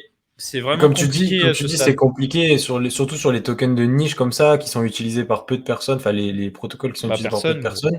Ouais, voilà. Et en fait, du coup, bah, comme tu dis, il suffit qu'il y ait un plus gros qui débarque et il prend tout le marché, parce que le marché est petit, en fait. Donc, ouais, c'est comme le stockage décentralisé. Tu sais, il y avait Siacoin, il y avait Burst. Maintenant, tu as le Chia, tu as le Filecoin, tu as Arwave, donc, qui a la bonne presse parce que c'est les copains de Solana. Et puis, si ça se trouve, dans un an, tu vas en avoir un autre. Là, il y a Nim qui va être listé sur CoinList, qui est du stockage avec respect de la vie privée, etc. Donc, après Nim, ce sera quoi? Tu vois ce que je veux dire? C'est compliqué. C'est compliqué de benchmark et de se dire un tel est meilleur que l'autre. Je vous ai une réflexion, les gars. Je sais pas ce que vous en pensez. Ouais. On regarde un petit peu le nombre de viewers comme un indicateur de à quel point les gens sont dans le marché. Et en vrai de vrai, malgré le rebond, je sens pas je sais pas, les gens ne rentrent pas en fait. Ouais, parce Et qu'on n'a t'as pas ce senti. sentiment-là Parce que les gens sont encore en mode j'achète à 30K. J'attends les 30K pour acheter. Il y a que des gens qui sont déjà dans le marché là. Je pense qu'on a fait rentrer personne. En fait, ceux qui étaient là, ceux qui regardaient les lives quand il y avait moins de viewers, bah, il y en a qui ont acheté, et il y en a qui ont buy le dip, il y en a qui sont bien, exactement. mais il y a une grosse partie qui attend encore. Et tant qu'il y aura cette partie-là qui attend, bah, ils ne seront pas encore intéressés. Donc non, mais vraiment, j'ai ce sentiment-là de... C'est pas l'euphorie en tout cas, ouais. Il y a quelqu'un qui vient de dire un truc vrai, trop cher pour acheter et pas assez pour vendre. Et on est un peu dans cette zone-là où tu es en mode je peux aller chercher un peu plus haut pour vendre, mais je peux aller chercher un peu plus bas pour acheter. On est un peu dans l'entre-deux à la con, comme tu dis, le vide entre les 30K et les 60K en fait. Mais tu vois, d'habitude, quand on a en plus 10%, tu vois, genre j'ai l'impression que le marché est vraiment euphorique et tout. T'as peut-être plus de gens qui t'envoient un message en mode est-ce que c'est bon moment d'acheter ou quoi? Bon, souvent, ça se fait souvent. J'en ai eu 2-3 il y a 2-3 jours. J'ai eu 2-3. Est-ce que j'achète de l'Ethereum? Ce genre de message, j'en ai eu quelques-uns. Ouais. NFA. Donc, ouais, juste pas répondu. Mais ça, c'est vrai ce que tu dis, Mush. Ils attendent les 30K et après, ils le voudront à 20. Et tu sais pourquoi, Mush? On va highlight son message. Je vais t'expliquer pourquoi. Et ça, les gars, c'est pas nous faire bonne pub que de vous dire ça. Sam Logan qui a dit pareil aussi. C'est que. En fait, les gens, ils regardent trop les réseaux sociaux dans ces moments-là. C'est un truc de ouf. Et moins tu as d'expérience et plus tu es accroché aux influenceurs, aux réseaux sociaux, etc. Ils suivent pas les tweets de CryptoPixel au bottom, c'est ça que tu veux Merde. dire les tweets Ça de me dégoûte, CryptoPixel, ça. les Tu peux lives. mettre Non, ton non, mais tweet en sur la fait, charte pour en fait, c'est pas bonne pub. Ça nous fait pas de la pub de te dire ça. Mais ce que je veux dire, c'est que nous, on dit des trucs, mais on n'a pas la science infuse. Et il faut que tu te fasses un putain de plan. Et que si ton plan, tu le changes toutes les 5 minutes et tu te dis, je vais acheter à 30K. Et ensuite, on est à 30K. Les gens, ils se pissent dessus. Là, Donc, les réseaux sociaux, ils disent, meuf. c'est pas 30K, c'est 20. Tu vas vouloir aller à 20 parce que tu auras changé ton plan. Tu penseras pas par toi-même. C'est pour ça qu'il est hyper important d'avoir un plan et de penser par soi-même tout le temps. C'est la clé, en fait. Si tu te loupes, c'est ta connerie. Si tu réussis, c'est ta victoire. C'est pas celle des influenceurs. Et ça, c'est la clé. Je casse les couilles, désolé. Tu fais l'ancien. Dommage que t'as pas tweeté Shiba, c'est tout ce que j'ai à dire. Merde, mec, la famille avant. Hein.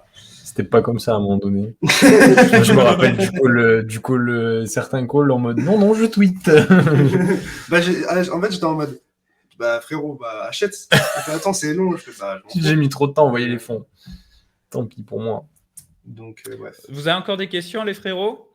Avant qu'on termine le live pour ce dimanche. On va live dans la semaine, hein. Je répète pour ceux qui n'étaient pas là. Oui. Oui. On va avoir mercredi sur ma chaîne un live avec Abdel qui a bossé plusieurs années chez Consensus, qui est la boîte principale du développement d'Ethereum, qui bosse pour Key Foundation, qui a bossé sur du Avalanche, du Polygon, de la BSC, du Cosmos, du Ethereum, bref, qui a bossé sur Blank Blockchain. Et ensuite, jeudi, on a interview normalement avec Massa, qui est une blockchain française aussi, ultra scalable. Donc, ça va être sympa. On va pouvoir parler vraiment fonda. T'es en train de me dire qu'il y a du lourd qui arrive sur cette chaîne YouTube, quoi. Et en plus, vous êtes payé pour vous abonner. C'est vraiment honteux. C'est incroyable. C'est l'argent tombe du ciel. On fait des airdrops, nous. Nous, on est à la Banque Centrale. Bon, voilà, on va s'arrêter là. Si jamais vous voulez participer remets le lien, et tenter de gagner 100 €, on vous a mis un tweet tout simple. Tout ce qu'il faut faire, c'est juste s'abonner à la chaîne YouTube et de mettre un screen comme quoi vous êtes vraiment inscrit à la chaîne YouTube, histoire qu'on ait une petite preuve. Et puis, on fera un tirage dès demain du gagnant. Donc voilà, n'hésitez pas à participer. Au-delà de l'argent, ça nous fait extrêmement plaisir aussi que vous souteniez la chaîne. On va essayer vraiment de mettre plus de contenu dessus. Et de faire des choses pertinentes, peut-être différentes de ce qui se fait d'habitude. Donc voilà. Ouais, vous pouvez vous abonner. La chaîne ne floute pas, donc ça vous coûte rien en soi. Vraiment, on va pas remplir votre fil YouTube. Il n'y a pas de souci. On va mettre la rediff de ce stream, je pense, d'ici 20-25 minutes, le temps que ça se upload, que ça y ait du traitement, parce qu'il y a quand même quelque chose comme 2 heures de vidéo, donc c'est pas instant, mais voilà. Et les timestamps directement disponibles à la sortie. Grâce au crack Yacine, qui est beaucoup, je pense dans le chat, donc merci beaucoup pour ton aide encore une fois. Voilà, écoute messieurs, je vous laisse le mot de la fin, si vous voulez clôturer. Le mot de la fin, Juste merci à tous pour votre présence sur ce live, ça fait plaisir. Ce soir, on a eu un live très chill, très cool, avec un chat très chill, très cool. Donc ça fait plaisir. Ouais, non, ils ont régalé. Bravo à vous, vous avez mérité vos 100 €. Je pense que le message est passé. Là, on est vraiment à un moment particulièrement clé, potentiellement de retournement. Donc, on espère que Bitcoin va bien se porter pour les prochaines semaines. Parce que s'il continue de bien se porter les prochaines semaines, on va renforcer l'idée qu'on est reparti pour un nouveau tour. Et tous vos copains qui n'en avaient plus rien à foutre des cryptos vont se remettre à s'intéresser aux cryptos tout d'un coup et vous en parler. Donc voilà, il faut surveiller ça. Par contre, à l'inverse, si Bitcoin nous fait un faux rebond et qu'il part en mode winter 30K, 25K, 20K, vos altcoins vont vraiment se faire démolir. Donc faites gaffe à vous. Voilà, c'est très très clé ce qui se passe. Merci beaucoup de nous avoir écoutés. Et merci à toutes les personnes aussi qui sont abonnées, qui soutiennent activement le contenu. Ça fait très très plaisir, que ce soit sur Twitch. Merci Poutine. Merci beaucoup Poutine pour le seul. Voilà. À dimanche prochain sur Twitch et YouTube pour la rediff. Ciao tout le monde.